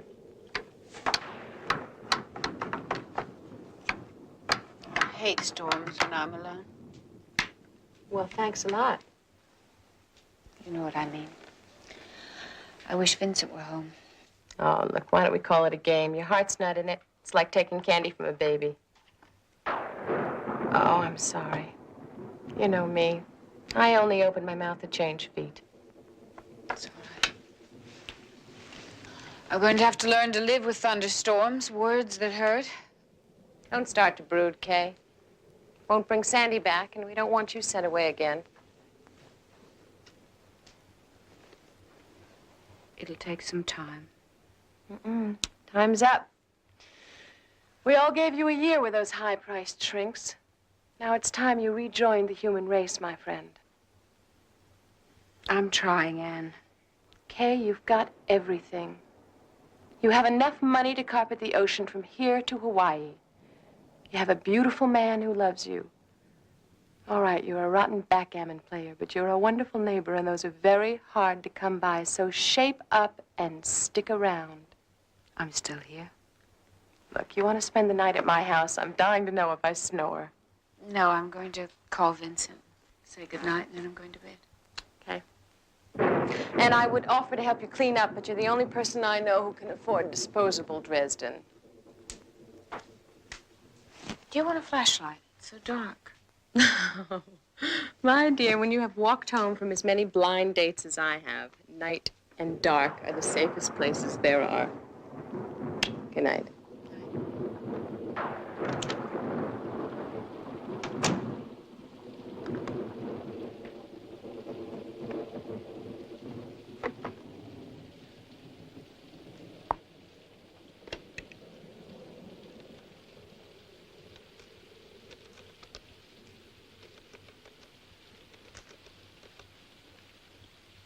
Good evening. Phoenix Graybriar. Hello, this is Mrs. Vincent Lewiston calling from Los Angeles. Would you ring my husband's room, please? Just a moment, please. I'm sorry, ma'am. We show no Vincent Lewiston registered. Well, are you sure? It's Lewiston, Lewiston. I'm sorry. I have no Lewiston shown. Would you like to speak to the desk clerk? No, that's all right. Thank you.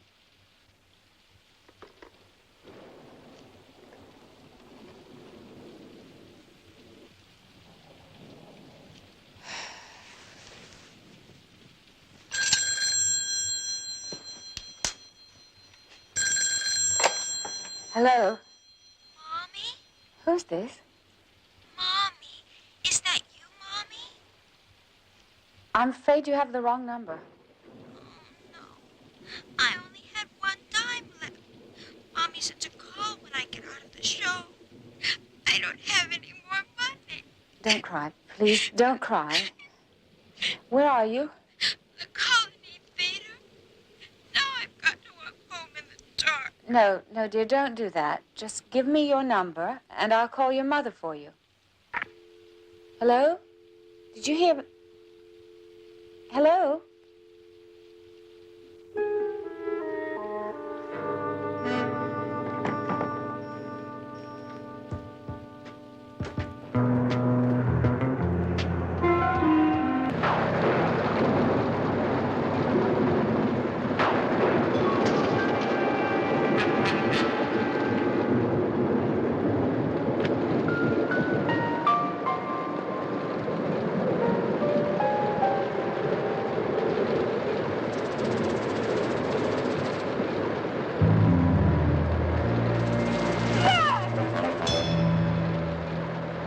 Panda bear, you see.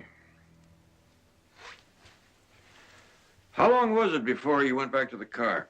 Half an hour.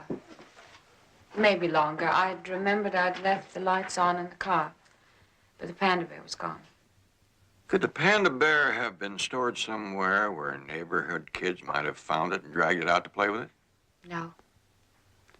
After my daughter was killed, while I was in the sanitarium, Vincent, my husband, got rid of all the toys. Everything. I asked him to. And if it was there, it would have been put there, and if it was gone, it would have been taken away. If I'm not hallucinating or imagining things, I really can't be sure. I feel like my sanity hangs on that thin little two-letter word, if. This photographer you spoke of, Robert Justin Black. He showed up at the house a few days before what would have been Sandy's 8th birthday. You said he claimed you had made an appointment. Yes, to take Sandy's birthday picture. I sent him away. I don't think I was very nice. Then on the day that would have been her birthday, the delivery boy came and brought a blue bicycle? Yes, just like the one Sandy was riding on the day that she was killed by that hit-and-run driver. Oh, dear. Have you told this to anyone? No, I wanted to, but I was afraid. Who are you afraid of? Me, I guess. The doctor didn't want me to come home quite so soon. And poor Vincent has enough to worry about. The truth is, I just don't want to be sent away again. Your husband was in Phoenix. Yes. He's had to travel a lot in the last 4 years. Since my father died, he's managed the company. I guess I've been very selfish. I've made him suffer all of his grief over Sandy alone. Did you remember about bringing the picture of yourself I asked you for? Yes.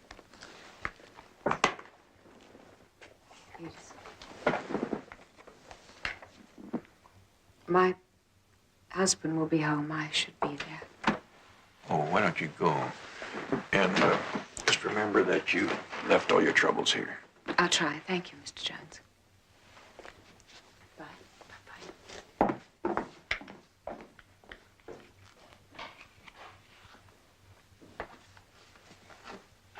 Betty, why don't you start checking into the appointment record of that photographer?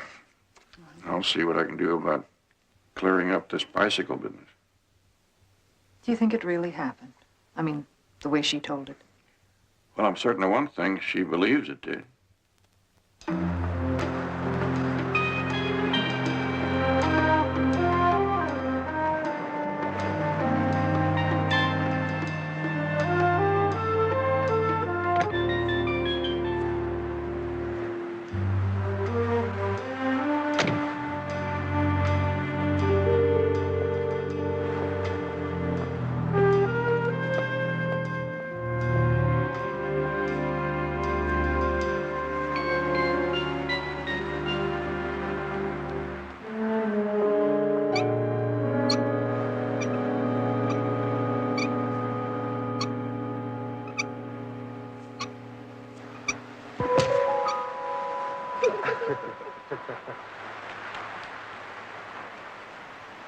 What are you doing here? Please don't call the sheriff, ma'am. Don't call him again. Then what are you doing here? You have no business here. Go away. All of you, please. Just go away.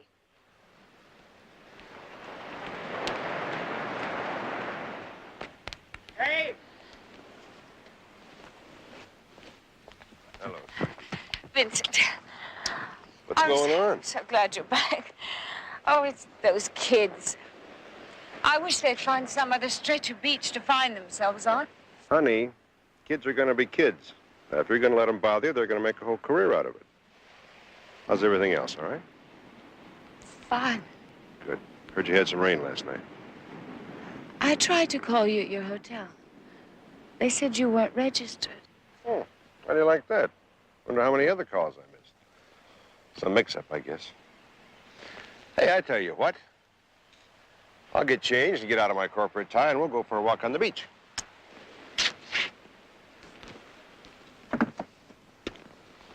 Where did this come from? I don't know. Those kids, I guess. Catch.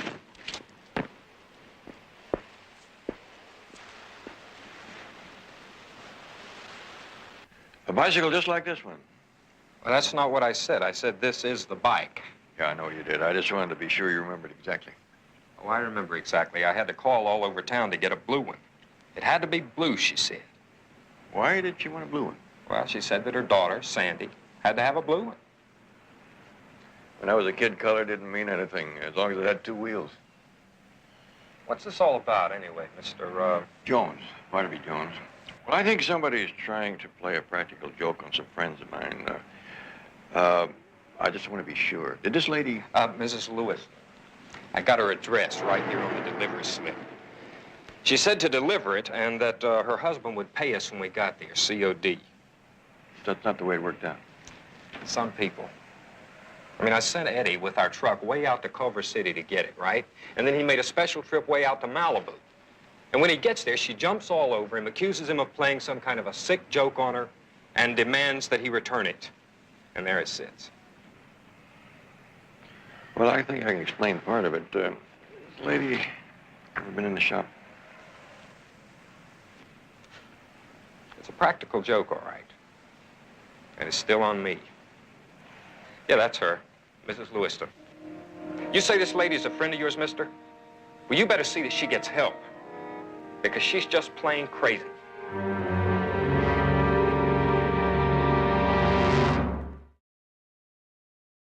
Honey, listen. On those kids, if they keep bugging you, just wave at them. Drives them crazy to think you're friendly. Bye, baby.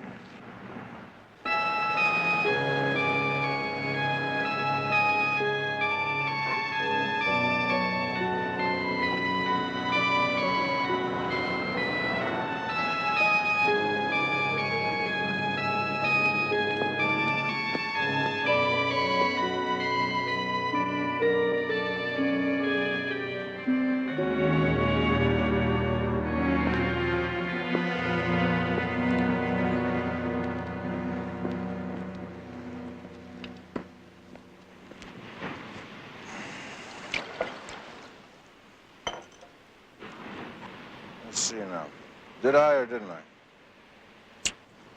Can't be too safe.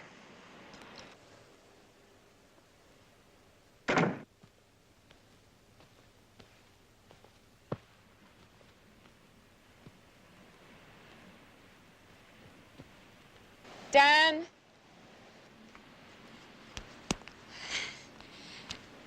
Dan, what are you doing here? Morning. To send the boy Wonder off to play with your factory? I asked you not to just walk in here like this. I was just taking my morning constitutional and I ran out of gas. Always keep a light in the bar, coast to the coast. I don't care how many other houses you walk into and out of around here, but I prefer you came here when you were invited. Now, why don't you take your Bloody Mary and go? Married me, you wouldn't be left alone here all the time, like some piece of driftwood. You know, not being married to you is a blessing that grows brighter with every year. Now, come on, shoo, go on.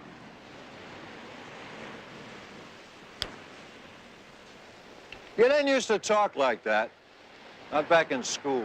Summers out on Bar Harbor, necking on Scudic Point. Oh, come on now, grow up. Stop reliving your childhood. Our families expected us to get married. You let them down. Young Horatio Alger came in there and kidnapped you right out from under my nose. Dan, if our friendship over the years means anything to you... Friendship? I never found one other girl to take your place. Now look at me. Look what you did to me, Kay. I'm sorry, Dan, but I'm not going to take the blame.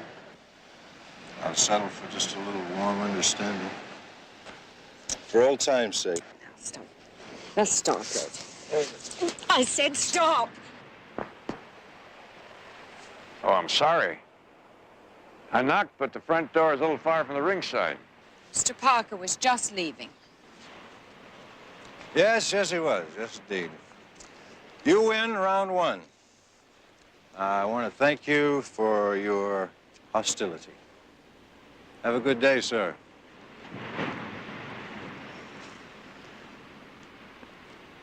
From the look of him, he won't be on his feet for round two. Dan Parker, one of our resident bottle babies. He does have his first feeding early, doesn't he? Well, what's the verdict, Dr. Jones? I take it you've been looking into my symptoms? I had Betty check with a photographer. His answering service does have a record that somebody called up to set up an appointment, but it doesn't show whether it was a man or a woman. Meaning it could have been me. Not necessarily. But the man in the bicycle shop's going to be difficult to convince. I showed him your picture, and he was certain that you were the one who ordered the bicycle. That isn't possible. I don't believe this is happening. Well, one layer doesn't make a cake. Let's wait till all the facts come in. I was hoping your husband would be here. Not yet, please, Mr. Jones. I don't want him to know yet. Well, I have to talk to him about the toys sometime. If you did not imagine all this, then someone may be trying to do you harm. Are you sure he was in Phoenix the night before last? At this point, I'm not sure about anything, Mr. Jones. When I called the hotel that night, they said he wasn't registered. And what does he say? That there was some mix-up. Those things happened. Vincent wouldn't lie to me. Well, when shadowy things are going on, I have to look in the shadows. Vincent is my whole life, Mr. Jones. I trust him.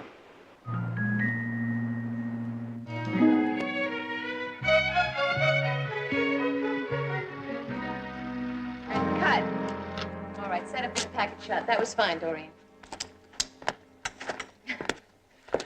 The point is, you see, we not only have to convince the ladies out there that they get a Bermuda tan in every bottle, but they get a body like that to boot.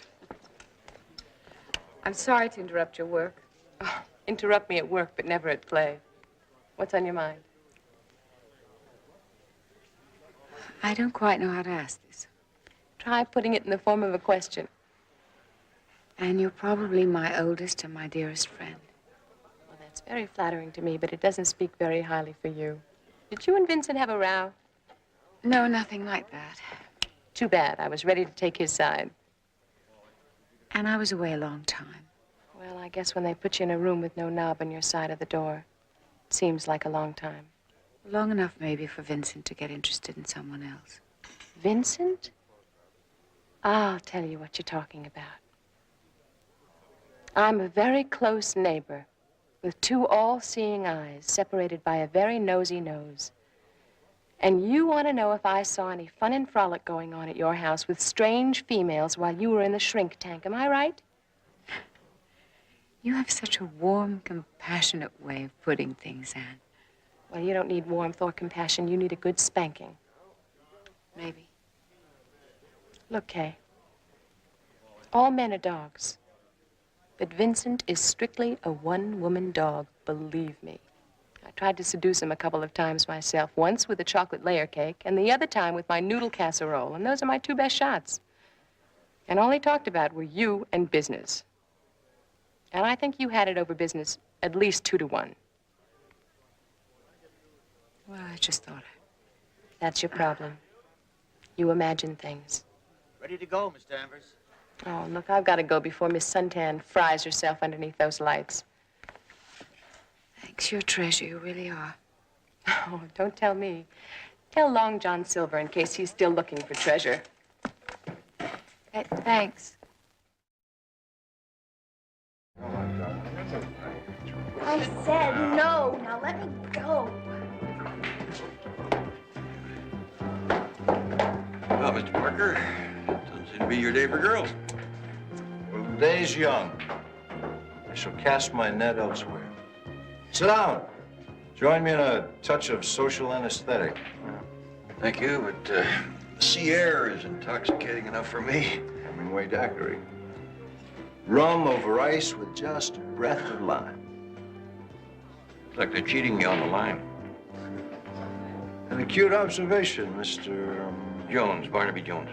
You here to chastise me for that innocent little sparring with Kay which you observed this morning? No, just curious as to why you wanted to hurt Mrs. Lewiston. Hurt? Dear Kay inflicted the unkindest cut of all 10 years ago when she married that shining tower of ambition. Lewiston seemed well suited. She has yet to reap the full grief of her folly. I think Mrs. Lewiston has had her share of unhappiness. One of these days, I'm gonna straighten up to new heights of respectability. She'll weep for the mistakes she made. The sheriff might be interested in hearing your plans for self-improvement. If you're making a point, don't just whittle away at it. Mr. Parker, you have a record of 3 arrests for beating up on women. Little misunderstandings. No charges were ever filed. Maybe the ladies were paid for their bruises. That keeps it private, but nonetheless painful. As you say, private. My private life is my own business. Your private life seems to have been a history of getting your own way or hurting someone. My only concern is what punishment you feel Mrs. Lewiston deserves. Look, Jones, I don't know whether you're a doctor or a lawyer or what you are. Friend. Well, you're not on my list. So I must ask you to leave. This is a private table by invitation only. Well, Mr. Parker, if Mrs. Lewiston is on your list, my advice is to take her off, because any further bruises to Mrs. Lewiston might result in repayment in kind.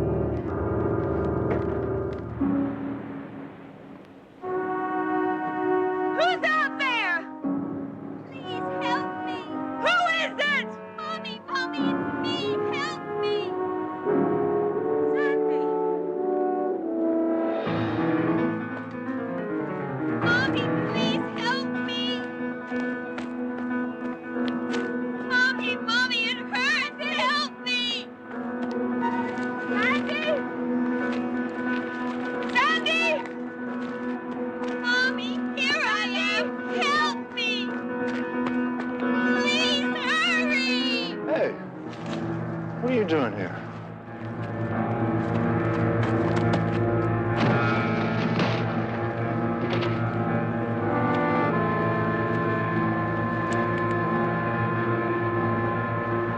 Honey, what are you doing out here? I come home and the door's standing wide open. You're not in the house. What?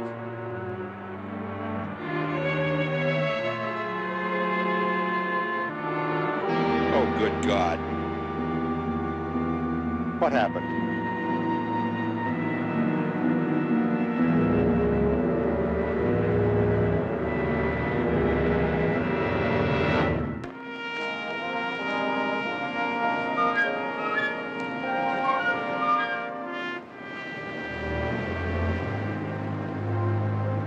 I heard sounds and I went outside. When I got to the bluff, I saw him fall down onto the rocks. Sheriff, really, she's in no shape for this. No reason to trouble you any further right now. You know, Barnaby, I always figured that something like this might happen to Dan Parker. You think he just walked off there in the dark? Well, better walking than driving. Just lucky he didn't take 2 or 3 innocent people with him on the highway. Well, thank you both very much. Miss Lewiston, that voice you heard, did it sound like the child's voice you heard on the telephone? I don't know. I just don't know. Honey, now look, I'm sure you thought you heard a voice. But listen, imagination plays funny tricks on all of us sometimes, you know. I heard it. I know I heard it. Well, look, the doctor gave you a sedative for a reason. Why don't you go on in now and try to get some sleep? This whole thing's gonna look a lot clearer to you after a good rest, okay? Maybe I should. I'm very tired.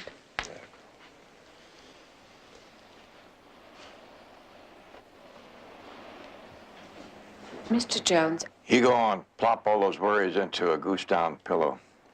You know, I'm a fisherman, and sometimes a line that looks all snarled up will come free with just one little tug.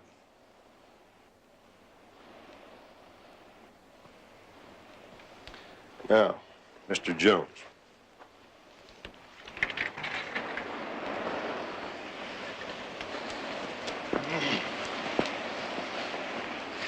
I want you to tell me something. What are you fishing for here? A case said she hired you. Some nonsense about a panda bear. And a phone call from a theater that's not even open. What is all that? Well, it could be that somebody's trying to convince your wife she's losing her mind. Ah, I see. No. You see, Sandy's death left some very deep scars on Kay. I mean, that woman walks around this house speechless for weeks. She was next to catatonic. And, you know, we thought and hoped that the time she spent in the sanitarium and healed the wounds, but, well, maybe not. Mr. Lewiston, I understand your wife tried to call you in Phoenix the night of the big storm and didn't get you. Yeah, I explained that whole thing to her. That was just, you know, a big mix-up down there is all. No, it wasn't a mix-up. I investigated it personally. You checked out of the hotel at 7:30 that evening. Listen to me. I don't want you ever to breathe a word of that to her. Maybe you better explain. I'll explain. It's very simple. See, Kay is deathly afraid of small private planes. Now, I promised her that I would never fly in one. Well, I had to be in Long Beach that next morning. I've got a friend with a small private plane, and he agreed to fly me, and I accepted, but I don't want her to know that. I spent the night in a motel down there in Long Beach. Next day, I transacted my business and came on back. Well, maybe you can give me the call letters of the plane or identify the motel? Mr. Jones, really, I've plowed through so many figures in there this last month. I mean, you know, I can barely remember my own phone number. Mr. Lewiston, you realize that Long Beach is well within the range of anyone attempting to terrify your wife? Are you accusing me? If you're so firmly convinced that all these strange happenings are purely imaginary, then how can you get the feeling that anybody's accusing you of anything? Tell your wife I'll call her after she gets some rest.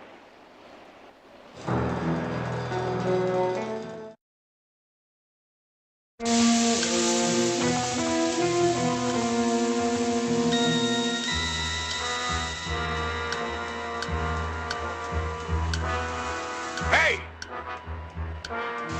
Get out of here. Come on, Steve!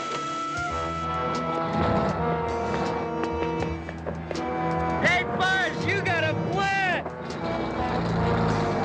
Oh, do you know about that?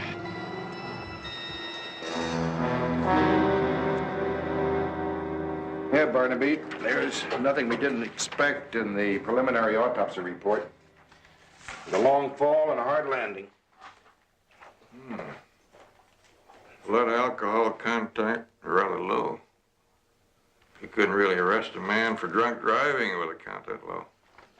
Well, drunk walking is something else, especially up there along that bluff where the footing's bad enough in daylight, let alone in the dark. Distance from the path to the bluff is only a few feet. Might make a world of difference in whether Dan Parker died accidentally or on purpose. Oh, you private investigators. You have a habit of trying to make something out of nothing. That may be, but one thing I'm out of the habit of, though, is changing tires. Oh? If you got anything on 3 young people, 2 fellas and a girl, one of the fellas sometimes wears a football jersey, short sleeve, number 66. Oh. Young kid, about 17, straight blonde hair? Yeah. Little rascal just let the air out of my tire. And the other 2 handled the wheels, the getaway van. Well, Barnaby, if you want to sign a complaint, their folks will be over here before the ink is dry. Besides that, they'll bring a lawyer who makes more in 1 week than I make in an entire year. Regular customers. Well, we try to grin until they grow out of it. I sure wish they'd bring spanking back into popularity. They have anything in their record that the state would consider more than a spanking offense? Well, we hauled them in here a couple of months ago. Somebody complained about them having a marijuana party on the beach. No sale? No evidence. We gave them a talk about support your local sheriff and let them go. Funny thing, though. They kept accusing Mrs. Lewiston of turning him in. She didn't say anything about that to me. Well, it wasn't her at all. I told them that. They wouldn't believe me. The young girl, Angie, kept yelling, "That lady's been crazy ever since her kid was killed. They ought to put her away, not us." Maybe Kay came home from the hospital too soon, Vincent. Or not soon enough. I don't know what to think. Kay, should you be up? Hello, sweetie. How are you, better? I feel a little dizzy. Well, sit down. Here, take it No, I just realized I haven't had anything to eat since yesterday noon. Oh, well, I'll rustle up something potluck, if I can find the pot. No, I'll do it myself. I don't want to be waited on like I'm some sort of patient. I think there's some bread in the freezer. The sandwiches be all right? Sure.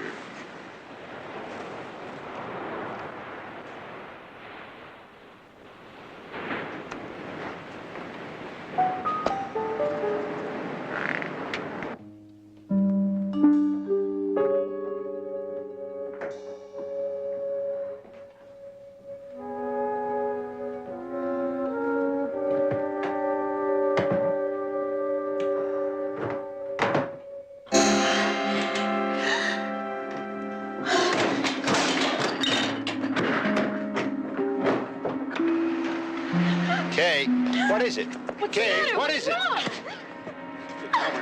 Kay, sit down. What is it? What is it? Kay, I'll call the doctor. She needs help. Kay.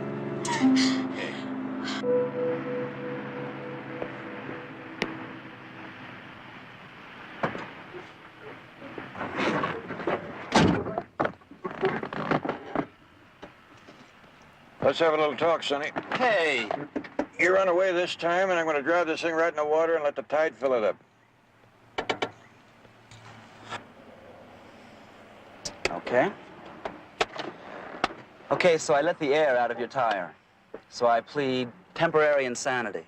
You're getting pretty long-legged to be cute anymore, son. All I want to do is have a talk. About what? The Lewiston house. Cars seem to have a tendency to get flat tires up there. You been up to anything else up there? We always hang out there. That's our territory. What about 2 nights ago, the night it rained? Hey, we know enough to stay out of the rain. What about last night? Oh, Angie dragged us off to some friend's house to make pizza. We missed the whole thing. That lush Parker taking his dive, I mean.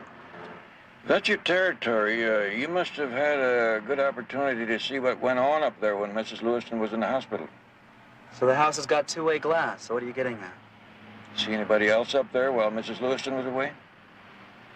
Only that woman. What woman? I don't know. I never really got a close look at her. Did she spend a lot of time with Mr. Lewiston? No, mostly she was up there when he wasn't even home. Used to see her walking around inside the house. Taking care of things for that crazy lady, I guess. Or herself, maybe?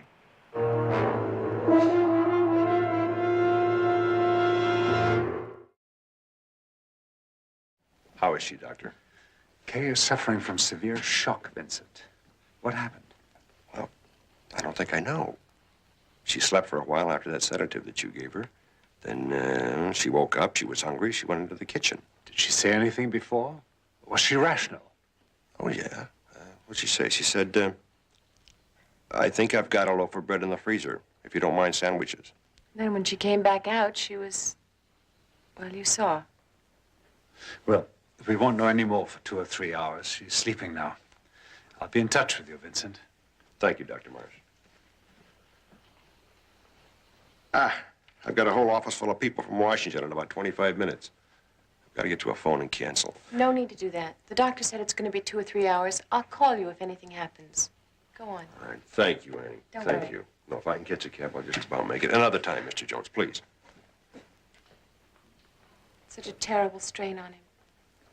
I don't know how he manages. He mentioned calling a taxi. Did he ride here in the ambulance with Mrs. Lewiston? Yeah. It's a good thing, too. I was so upset I could hardly drive myself. Poor Kay. You've known her a long time. Yeah. I used to be able to make her laugh. I guess that's all over now.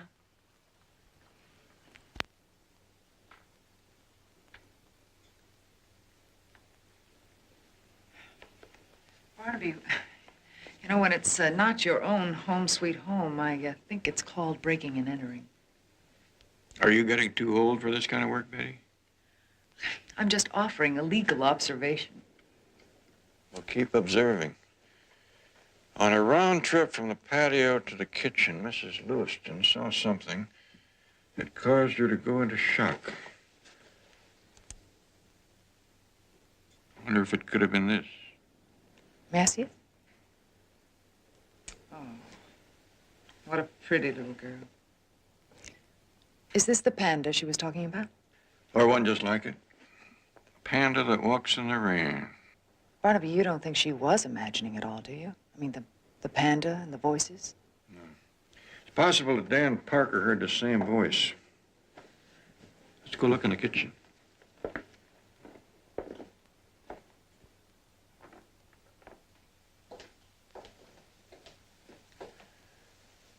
I think I have a loaf of bread in the freezer, is what she said.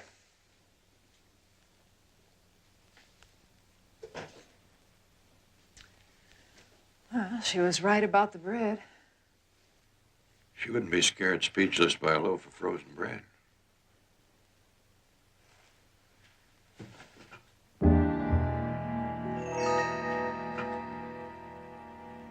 What's that? Get me that picture from the living room.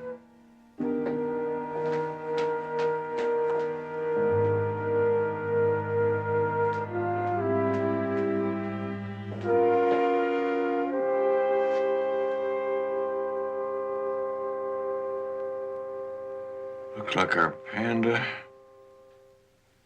could have come in out of the rain. When she opened the freezer door. If you can find me a knife.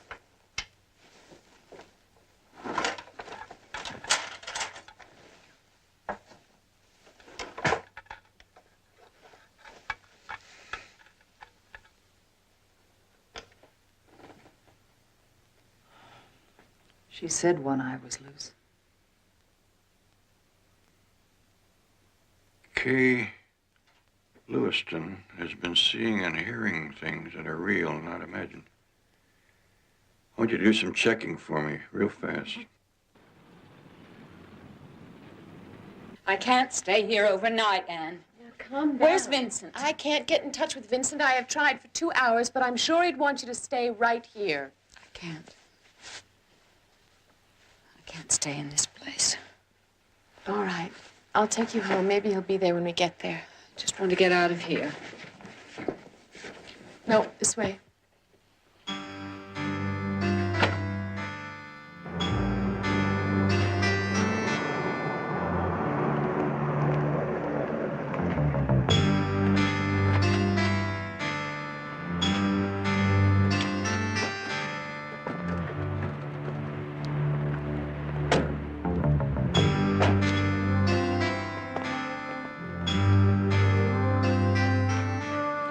Vincent isn't here.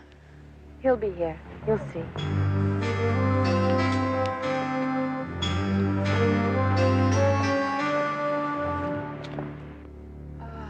I don't want to go to bed.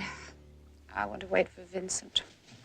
If you think I'm going to sit and grow old with you waiting for Vincent, I operate a drive-home tuck-in service, that's all. Now get undressed and get into a robe. I'll draw you a nice warm bath.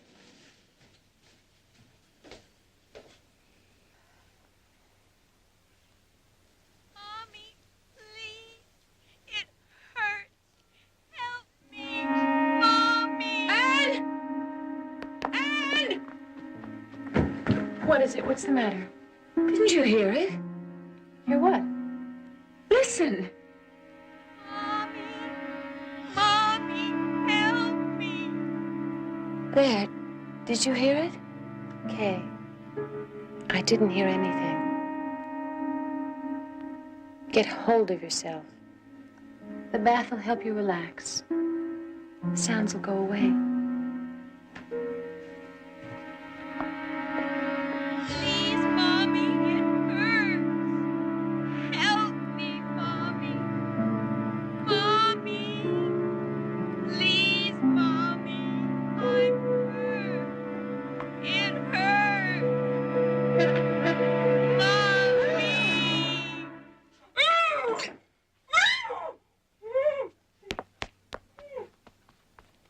Kay!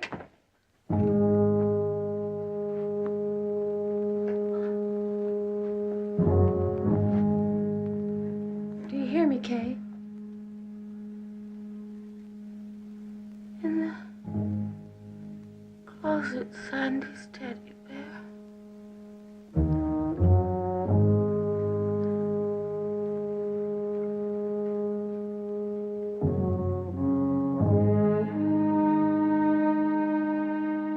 There's nothing in there.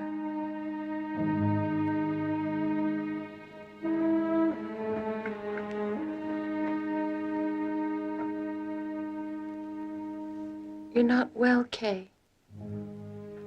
We know that, don't we? You're not going to get well. Never. We know that now, don't we? I can't live this way. I want to die. I know. I understand. I want to be with Sandy. Die. I want to die. Mommy? Here I am, Mommy. No, please stop. Please stop. I'll help you. It'll all be over. No more voices. No more pain.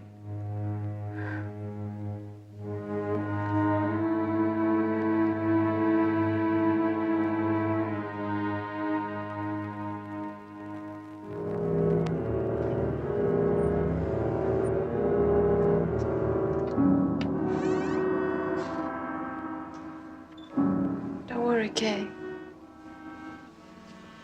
It's all so easy.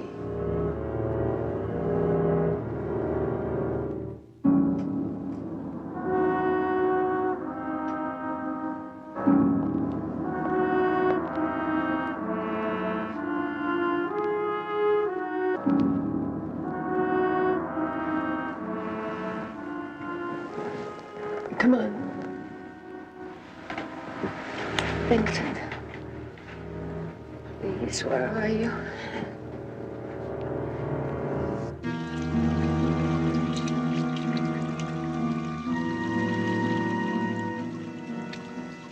Vincent? Don't worry about Vincent. He'll be fine with me. He needs a strong woman.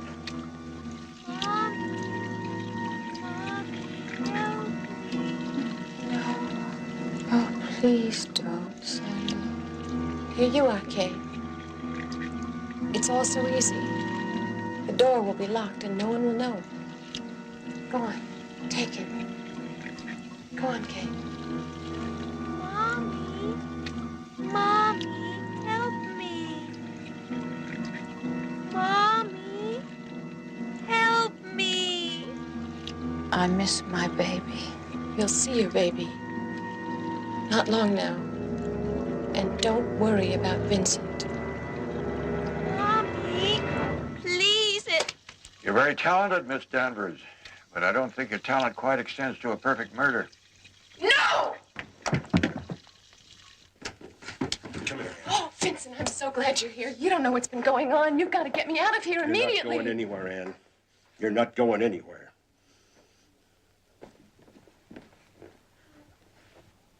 All of you. You were all in on this together. Why, Ann? Why would you do this?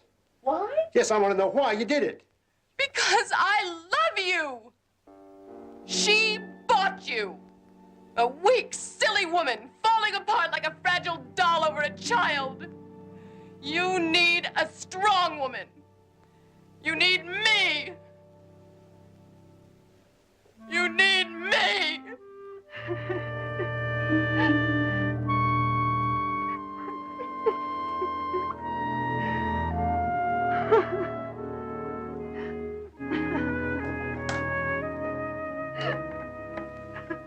Operator, give me the sheriff.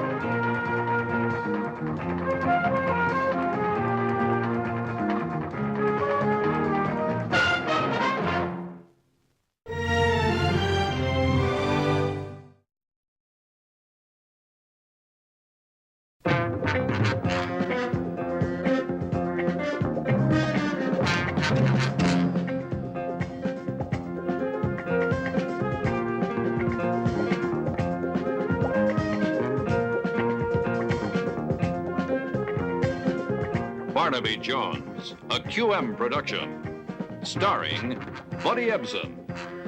Also starring Lee Merriweather, Mark Shera, with guest stars Pamela Franklin, Jerry Douglas, Michael Basilione, Carl Franklin, with special guest star Kelly Harmon. Tonight's episode, focus on fear.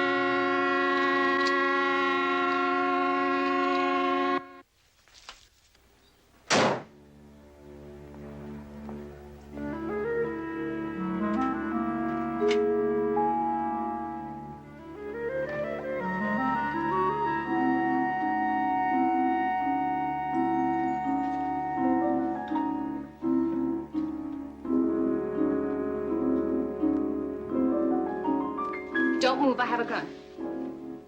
Don't shoot, lady. You don't want to kill a man because of a couple of lousy cameras, do you? I mean it. I'll use it if I have to. Now you stay right there.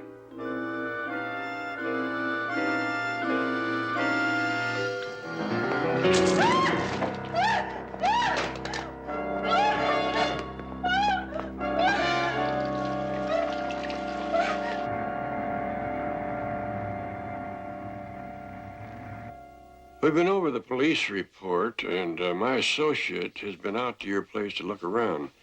From what we know, the police seem to have done a pretty thorough job. Then why did they write it off as a routine burglary? Well, that part of the canyon has a pretty high burglary rate. That's why I bought a gun, Mr. Jones, but that doesn't explain what I told you on the phone. That man had his pockets full of my negatives, and the police haven't bothered to find out why. There's my associate, Jedediah Jones. Hi. Hi, how are you? Okay, you been out to my house? Yeah, I met with one of the guys at burglary with the key you gave him. Is it a mess? No, not bad at all, really. But it's like you said, there isn't a negative in sight. Unfortunately, we are as much in the dark as the police about the negatives, unless you can think of someone with a motive that you didn't mention in your statement. Is there any chance it might have been some fashion outfit trying to sneak a look at the clothes you were taking? I doubt it. Companies trying to pirate stars will go after them at the designer level. What about competitors? Anybody that might have wanted to cause you trouble? No. I'm still trying to make enough of a name for myself to let the others know I'm even alive. Well, putting all that aside for the moment, that leaves us with the negatives. What was in them? Yeah, right, the airfield. You know, it could have been just somebody out there who didn't like what you were taking in those pictures. Why did you choose Rosewood Field? I was going for visual effects, feminine lines against glamorous machinery. Anybody out there give you trouble? At first, but then I got full cooperation when I made a deal with the field's administrator to use the pictures for publicity. Well, following that line, assuming that the burglary was a cover-up just to get at the negatives, might be a good idea to pick up where you left off. And as a photographer, I think I might be able to nose around in there, maybe pick something up. Then you'll take the case? Well, Miss Haywood, we don't want to arouse any false hopes. I'm sorry, it's my eyes. I thought I was one of those lucky people, you know, that spend their lives doing what they love most. But you can't take pictures if you can't see. Look, if I come out of this blind and I don't even know why it happened, I'll go crazy. You've got to help me, please. Is there a chance you can get in touch with the models who were with you at the field? I'd like to use them and go over the same ground.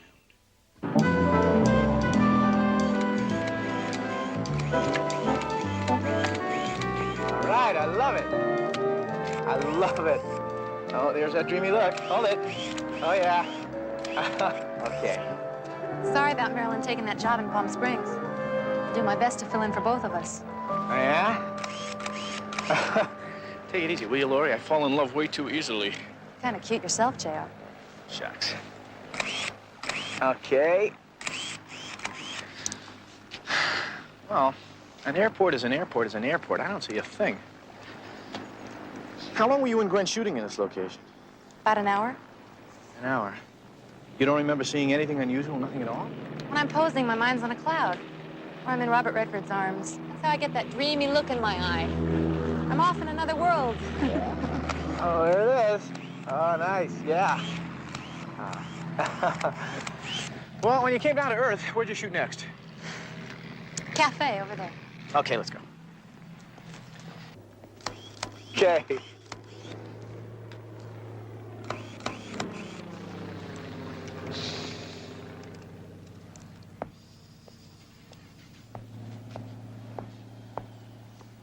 JR, if you don't know what you really want, how are you going to know what it is when you see it?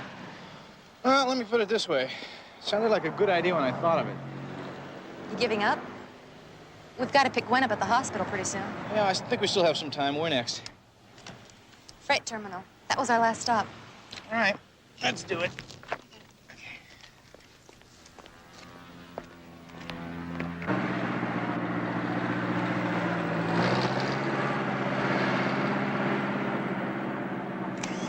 Good.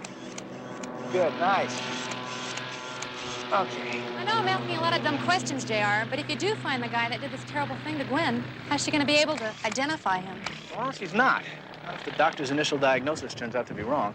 Yeah, well, I'm sure praying he's right, that she'll be able to see again in a while. Laura, let me ask you this. What about people? Anybody look out of place getting on or off a plane? JR, you keep asking me that over and over. Like I keep telling you when I'm posing. Yeah, right. I know you're off drifting in Robert Redford's arms. Okay, a couple more. Good. All right. Okay, let's pack it in. Get over to the hospital. Just a great big waste of time, huh? Well, you never know till you give it a try. Thank you.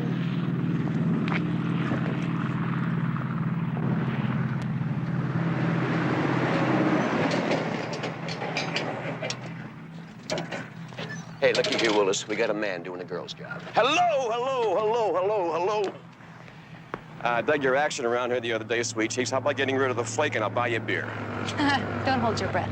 Oh, Galileo. Why don't you guys get back to your job? Did you hear that, Willis? He called my mother an elephant.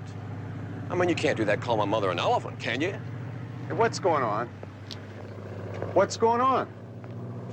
Nothing's going on. We were just gonna gas up the lift, and these two people stepped in front of us. We almost hit them, that's all. Nothing's going on. And if you believe that, I got some marshland in Death Valley I think you should look at.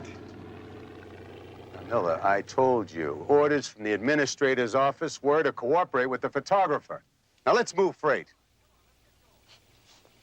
Come on, let's get going.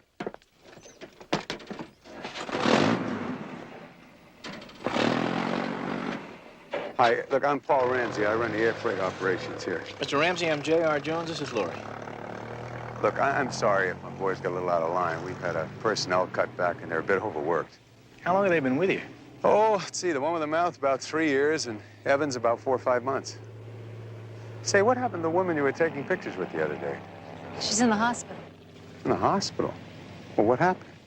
Well, she found a burglar in her house. He panicked and threw some acid in her eyes. It's just terrible. Was she going to be all right? Well, we hope so. It's a little too soon to tell. Now, that's a downer. Well, look, you just take all the pictures you want. If I can be of any help, you just call me. Thank you very much. Bye.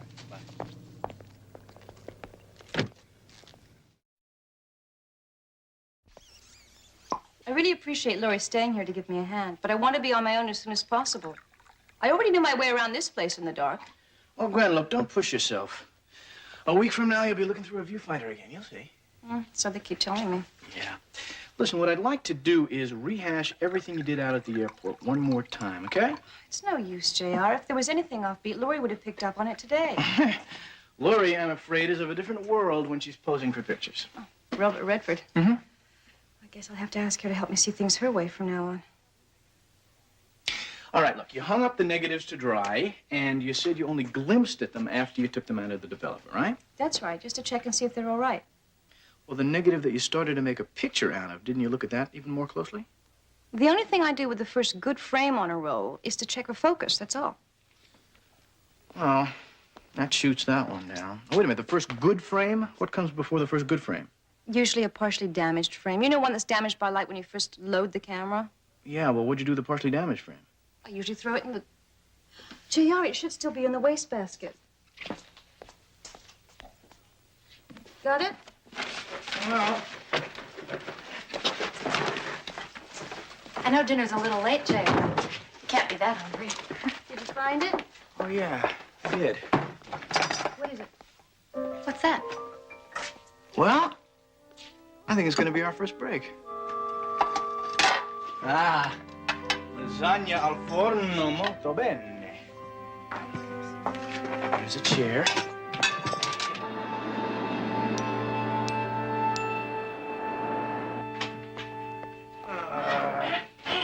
I slept right through my alarm, and I usually fall out of bed turning it off. It was a long day, Betty, yesterday. Oh, yes. Well, I imagine a very difficult one with a beautiful mom. Well, I get all the tough assignments. You know, any luck on your end? I'm afraid not. According to a photographer that we did some work for a couple of years ago, what you said is true. Gwen's just beginning to make a name for herself. She hasn't had time to build up jealousies or enemies. Back to square one. What about the negative I left here yesterday? Did Barnaby have a chance to do anything with it? Would you believe he got a picture out of it? Come on, take a look. He's been working on the negative since we opened up this morning. I came in early to get a start on my case, and here I am working on yours. Reminds me of when I went to school with your father. Whenever we'd go in the library to study, I always wound up doing his term paper. Yeah, well, he always said his diploma should have Big Cousin Barnaby's name on it. I just hope that picture turns out as well as those term papers. Well, wasn't much to work with. Well, there's Lori right there in front of the air freight terminal. The only thing different from yesterday is the plane there. You can see the last 3 numbers of the plane's registration here. 332, yeah. Betty, how about using your old telephone charm on the operations office at the airport? See if you can find out who owns that plane, okay? Sure hope you appreciate me. Oh, I do.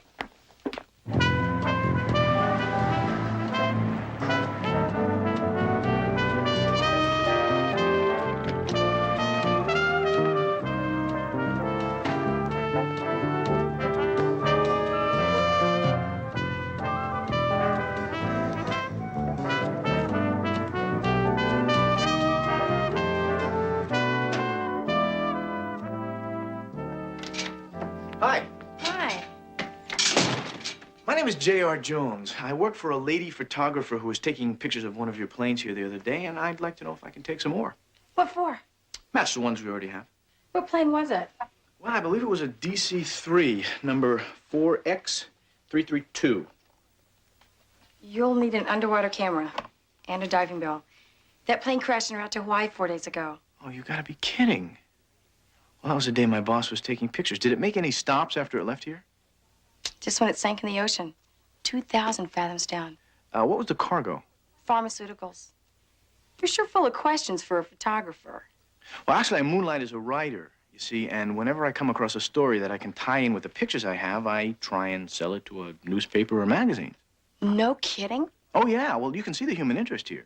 Because my boss was taking pictures of that plane the day it crashed. Now, all I need is just some background information. Oh, I don't know. It's company business. But I really would like to help you. I mean, I know how it is when you want to be a writer. I used to want to be a model. I took classes and everything. I just didn't know the right people. You know, I wonder if you wouldn't mind me getting a couple of shots of you for the story. Are you serious? Oh, yeah. It'll be terrific. Just kind of lean against the desk there. That's nice. That's real nice. What happened to the pilot, do you know? His name's Trip Nelson. Boy, was he lucky. He bailed out of the plane and a Navy plane picked him up. Oh, that is lucky. Big smile. Pretty. Nice. Do you know where I can reach him? Sure, I'll dig it out as soon as you get the shots you need. Oh, good. Yeah. Nice.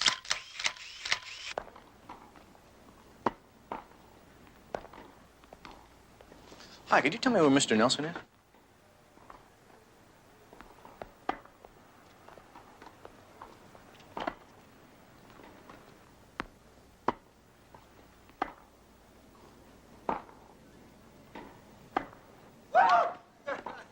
Mr. Nelson.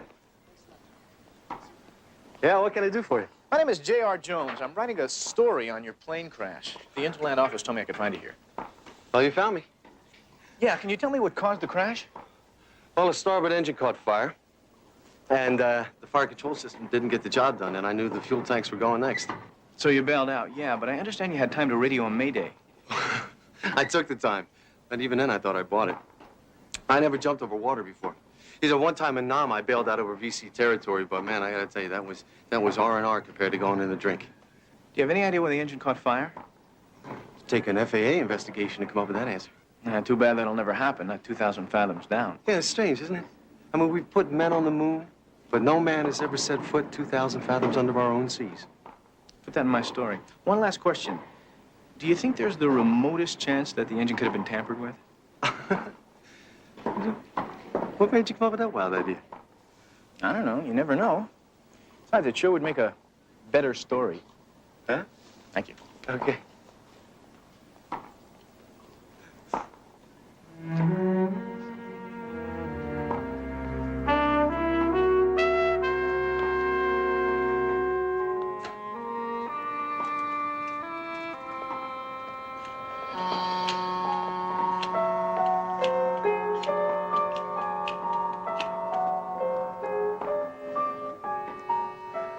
Yeah, this is Nelson. I think we got problems.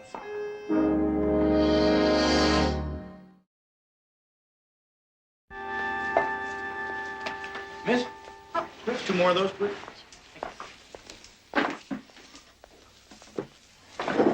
What's the beer gonna cost me? No strings. But I'd like to ask you about the DC-3 that crashed the other day. Ain't nothing to tell worth of beer. You a cop? Why do you say that? I can smell cops. See, I'm an ex-con. I know it. Burglary, 8 counts, good for 3 years. You know a lot. Well, it's my business, but I'm not a cop. I'm a photographer. Thank you. I'm trying to nail down a story I can sell. Well, I don't know what story you're after, but I'm clean. It took me 6 months to find this job, and ain't no way I'm gonna blow it. Yeah, that's what your probation officer said. Otherwise, I wouldn't be leveling with you, because if there's something coming down here, I would really hate to see you get mixed up in it. Wait a minute. You run right past me. You say something's coming down? Like what? Well, I can't be sure, but a plane from this airfield went down in water so deep that it can't be salvaged. Photographs of the same plane were ripped off from a lady photographer who was here before me. So? So, I smell a story. Did you load that plane? Yeah. Me and Miller, we load every plane out of here. Well, did you notice anything unusual about the shipment? Just another load. And the only reason I even remember it is because Miller got a little sloppy with a fork and dropped a crate. Busted it real good. We nailed it up and put it on board. I guess the fish ain't gonna file no damage report.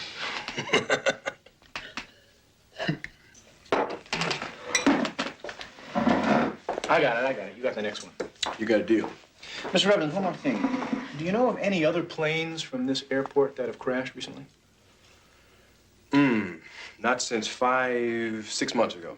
All right, what can you tell me about that one? Zip, it happened right before I was hired. Take it. Thank you.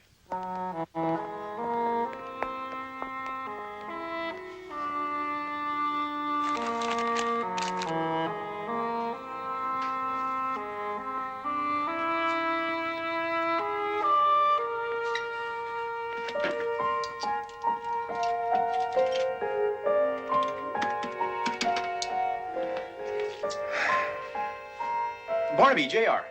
Jedediah, how's it going? Well, I just talked to Evans, and either he doesn't know anything or he's really being very careful. But he did give me one possible lead.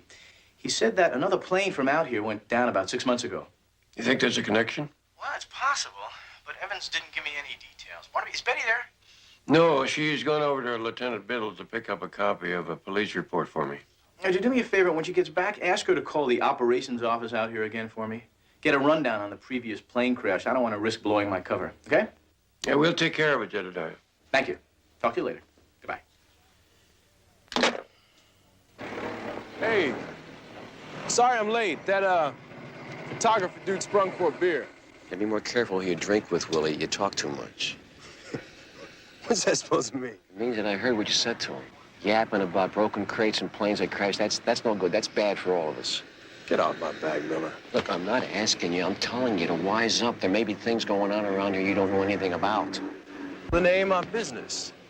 And who I talk to ain't yours. Hey, listen. You're here on a pass. There ain't many guys like Ramsey who'll give an ex-con a job. Now, one word from me and you are gone. Hey. Yeah, there's one thing worse than being out of work. And that's going back to the joint. Now, you got something going down. You leave me out of it. How's the case going, J.R.? Well, not too terribly well, I'm afraid. It's like a maze, you know. Every time we turn a corner, we're back where we started. Maybe there is no case. Maybe it's all in my mind. Hey, look, if I believed that, I would tell you. What do you think? Well, there's a couple of plane crashes I'd like to know a little more about, including one you photographed. It showed up in the negative from your wastebasket. I'd forgotten about that. Yeah. It seems I just can't get my mind off my eyes. I keep saying, why me? Why my eyes? Look, Laurie said you were a fighter, Gwen. Don't quit now. That's easy for you to say. You're not stumbling around in the dark 24 hours a day. I don't even know why I'm wearing these. I mean, it's a joke for people to see through. It is not a joke. The doctor said it's a precaution. When you see the light, it's going to rush through at once. Just leave me alone, will you? Laurie isn't around with all those curves for you to hit on. You don't have to fake it with me. Now, that is a cheap shot.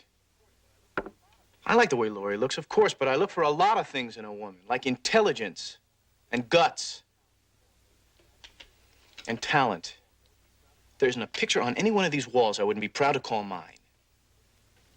I'm sorry. You didn't deserve that. You have any wine? Would you settle for beer? Sure, it's fine.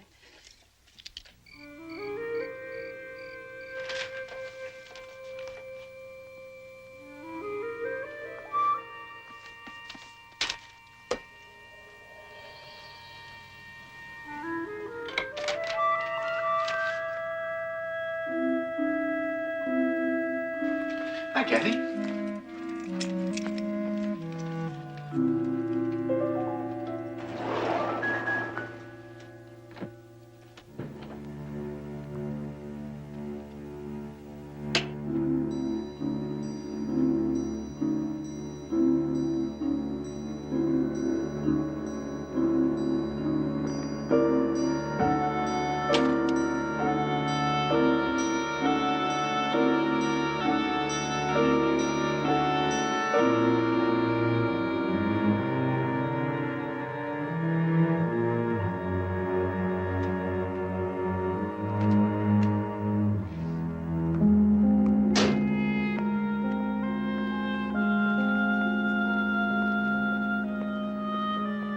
Evans?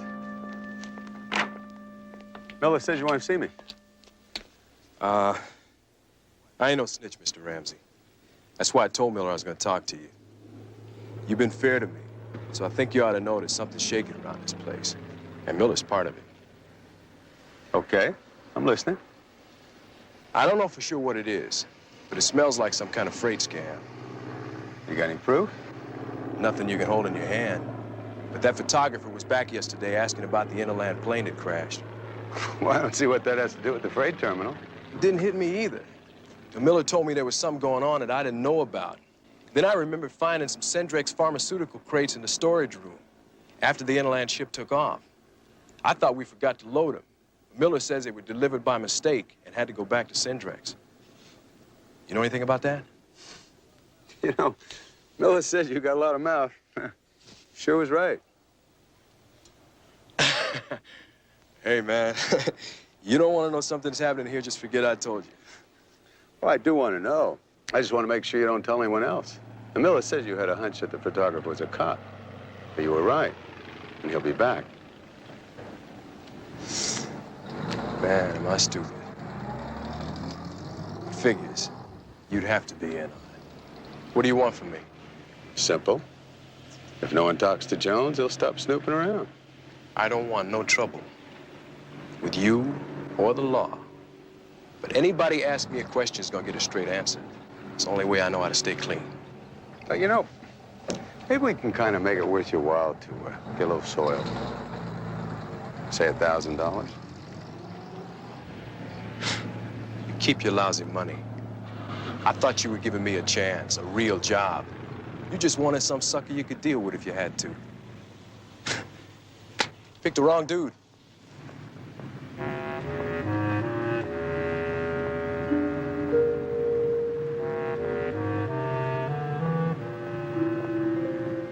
How'd it go? Not too well. He's adding things up. I tried to buy him off, but it didn't work. I told you it wouldn't. And we can't afford to let that Jones guy near him again. Yeah, you're right about that. Okay, we'll do it your way.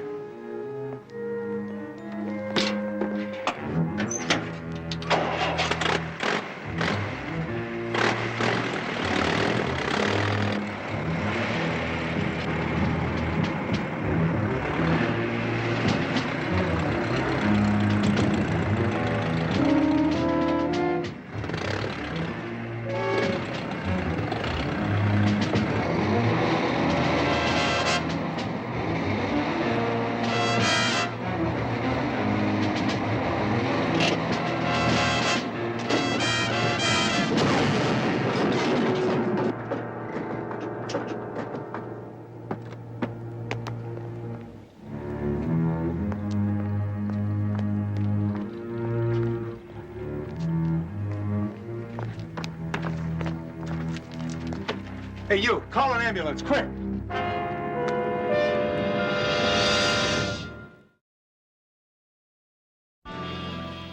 after what happened yesterday, I'm convinced we're on the right track. Because whoever broke into my apartment is trying to check me out. Did you tell anyone else about this case except the people at the airport? Nobody, I'm positive. Could have been Evans. He has a burglary record. Well, if it was Evans, he sure had me snowed yesterday. How could he find out where you live? Car registration. Anybody out at Rosewood could have looked at it. My car was parked all over the field.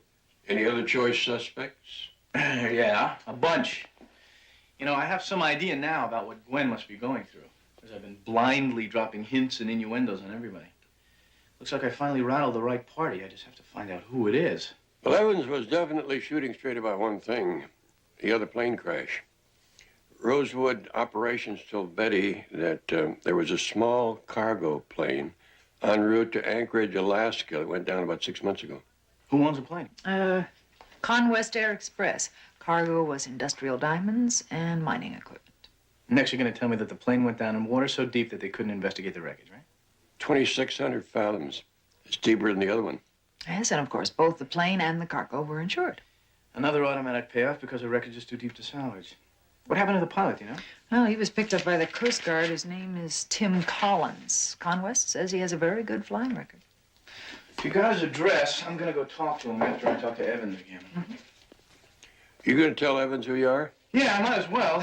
Now that my cover's blown, see if I can force his hand. Be careful. Yeah, I will. Thank you. I'll see you later.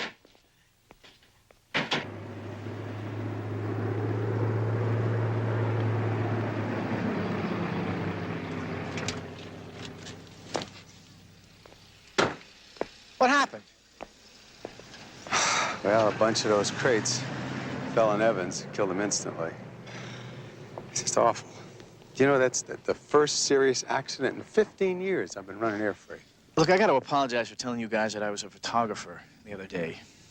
The fact is, I'm a private investigator. What I'd like to do is ask you a couple of questions. Well, wait a minute. Investigating what? The attack on the girl who was taking pictures here the other day. But you said she was injured by a burglar. You think it's someone from the airfield? Yeah, it's possible. How did these crates fall?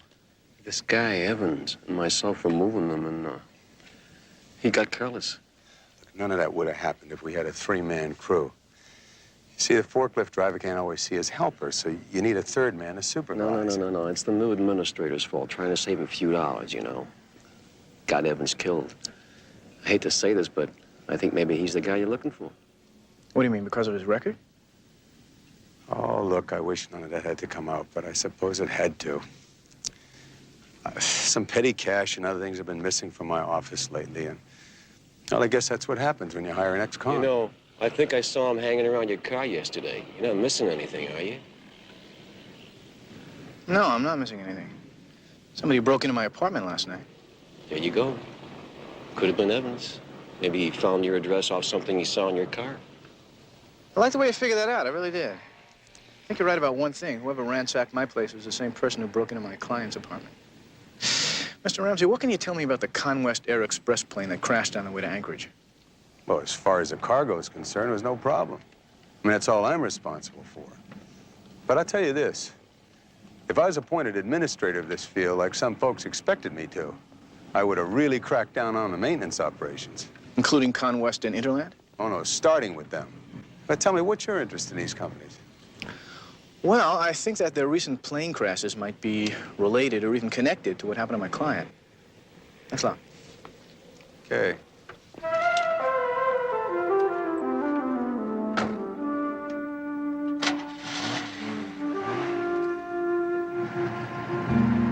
You know, I think it's just going to be a matter of time till Mr. Jones starts putting things together.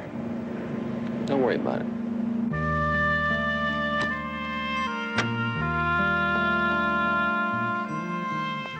Look, I've told your office by phone, and I've told you I don't like talking about the crash. I've been working awfully hard at forgetting it. It was rough. What went wrong? Engine failure. Just like in the movies. Yeah, I understand you got off a Mayday before you bailed out. Right about the Mayday, wrong about hitting the silk. You didn't jump? Look, parachutes are for guys who like the odds in Las Vegas. I set that baby down in the water, and I watched her sink from the comfort of an inflatable life raft. Must be awfully hard to climb back into a cockpit after a crash like that. I haven't tried it yet.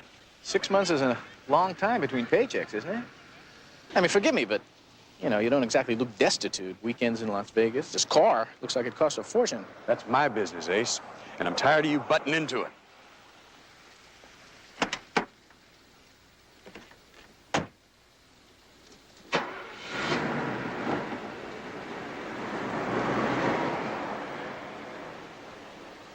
Well, whatever's going on, it certainly looks like those pilots are into it up to their flight plans. Both planes went down in deep water. Both pilots came through without a scratch. Both of them are living high off the hog. It strikes me that although none of the leads in this case stand on their own, they all have one common denominator. The air freight terminal. That's right, Betty. That's where the two missing planes were loaded. That's where Evans was killed, accidentally or not. And that's where some of the stolen negative was shot. Yeah, but Barnaby, that takes us back to where we started, with no motive. Both shipments were legitimate, and they were insured. So were the planes. How could anybody be cashing in? Wait a minute. There is one way. If the cargoes were never on the planes. Yeah. Ah, then the insurance companies would be the only losers, and someone out there would have some very valuable merchandise to sell. Unfortunately, the planes have taken their secrets to the bottom of the ocean. Maybe they haven't. Let me show you something.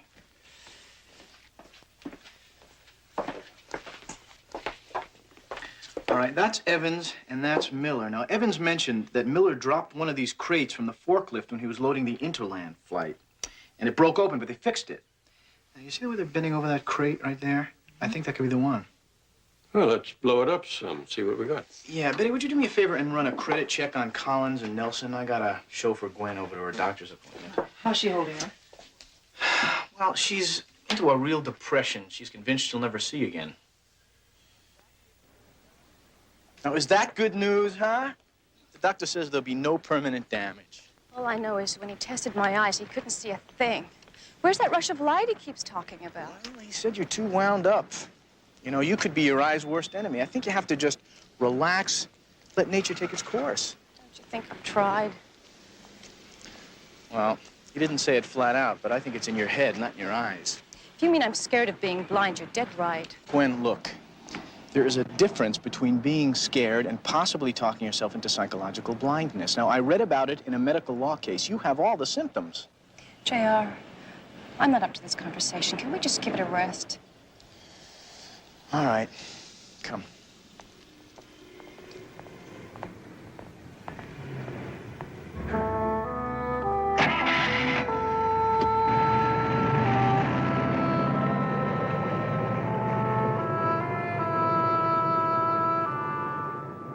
What's wrong? Looks like the wind wing has been forced open. Did they take anything? Well, that's what bothers me. There's nothing to take. People just don't risk breaking into empty cars in broad daylight without driving off them. Come here. Where are we going? I want you to wait for me over here. Step up right here. Careful. There, you got it. Okay. And step down right here. Careful. There you go. Wait for me right here, okay?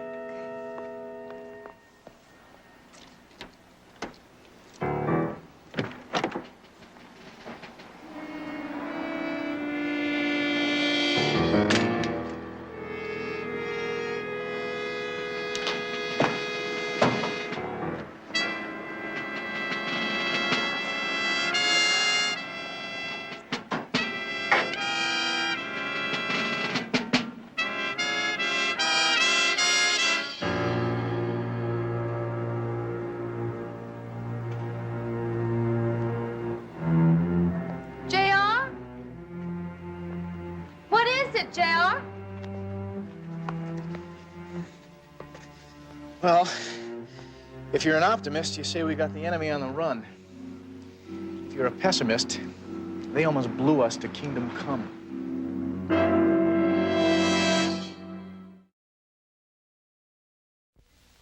Hello. Yes, this is Barnaby Jones Investigations. We're looking into the Interland Airways plane that crashed a few days ago. Yes, what we're looking for is a description of the contents of the crates that you shipped. Yes, just yes. I'll wait. Thank you. You can see inside the crate in several places. Yeah, but the contents don't seem to be coming through, just the packing material. Yes.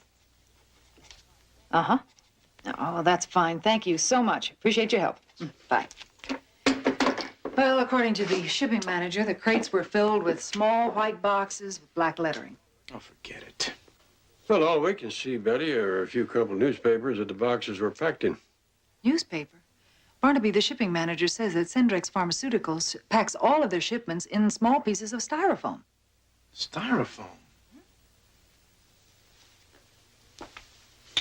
Well, I would say that confirms our theory that the cargoes were ripped off.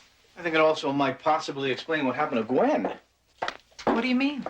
Well, you know about her deal with the airfield administrator to let him use her pictures for publicity. Yes. Well, so does everyone at the airport. He sent out a memo, which means that the thieves could have seen her taking pictures too near the broken crate.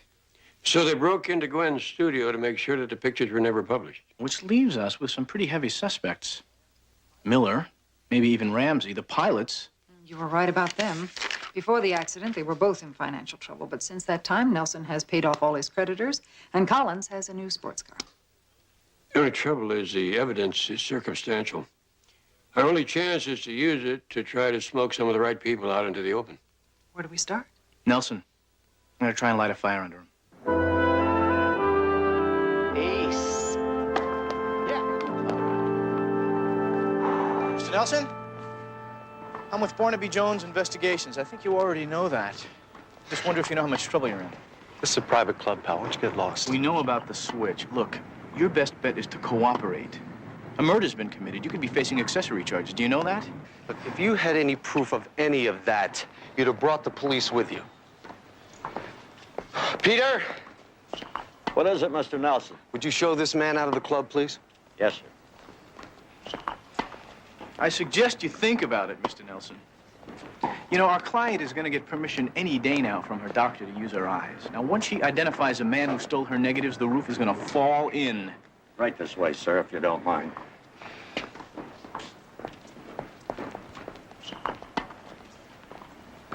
Mr. J.R. Jones, please dial the club operator. Mr. J.R. Jones, please. I'm J.R. Jones. Where can I pick up the call? There's a phone right around the corner.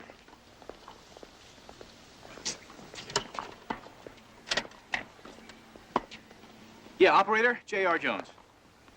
JR? Betty, hi, what's up? Well, I'm worried about Gwen. She just called from her place and asked if you could pick her up there instead of Laurie's. Well, you gotta be kidding. Why isn't she at Laurie's? Laurie had to cancel out on the lunch. She tried to reach Gwen all morning, but she couldn't because she was with you. And she finally called her at the restaurant, and Gwen took a cab home to pack some clothes. Betty, look. Do me a favor. Call Gwen. Tell her to lock the house and not to answer the door for anybody but me. I'm all the way across town, so I should be there in about 45 minutes, okay? All right. Right. Thank you. Bye. Look, just tell me, how did you mess it up? I didn't mess it up. I watched the car that came out. Then I took off. And then when I came back to case the damage, the bomb squad was there. Yeah, Rosewood Air Freight. No, Ramsey, this is Nelson. Jones was just here. He's on to us. Whoa, whoa, whoa, whoa. Nelson, look, just take it easy now. He's just fishing. We've covered all our bases. No, you must have missed one, pal. Because he's got it all figured. The cargo switches Evans the whole bag.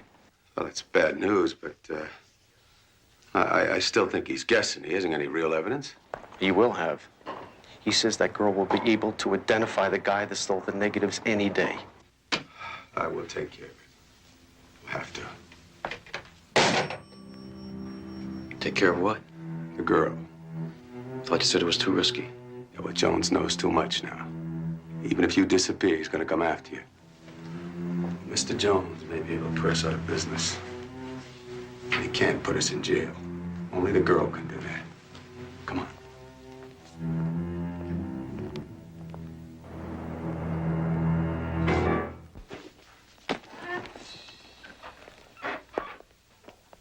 JR? JR, how did you get in here? I know I locked that door. Remember, I want it to look like she fell and hit her head. It must look like an accident, just like Evans.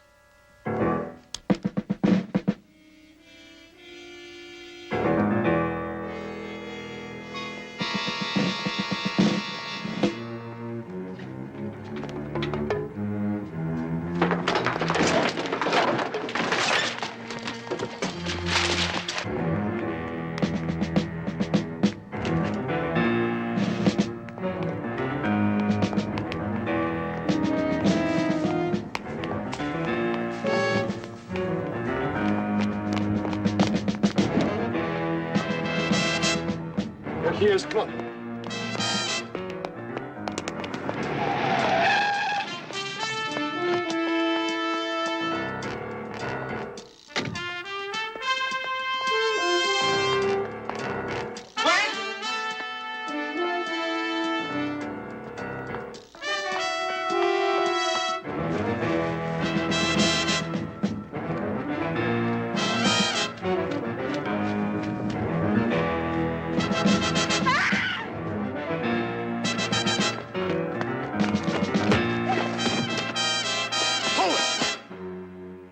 I don't know if you can see, lady, but I swear you move and I'll shoot you.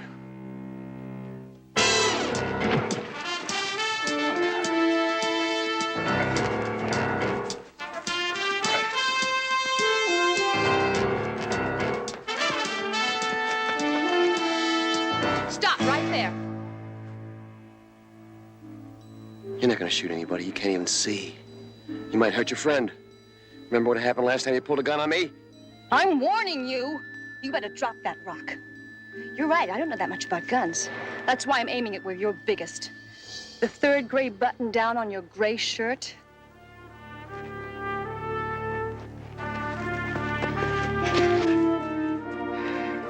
You did good, pal.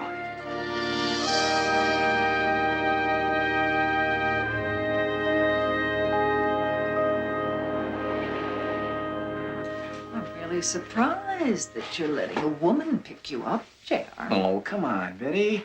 Gwen is going to take me to a photographic exhibition, and I'm taking her to dinner. Okay. Hello. Hi, how's the DA? Stuffy, tough. He's convinced Nelson to turn state's evidence and back up my statement that Miller and Ramsey admitted killing Evans. Young lady, we're all very thankful that you've completely regained your eyesight. Jedediah tells me that your timing was perfect. Speaking of timing, yes, you two had better hop to it.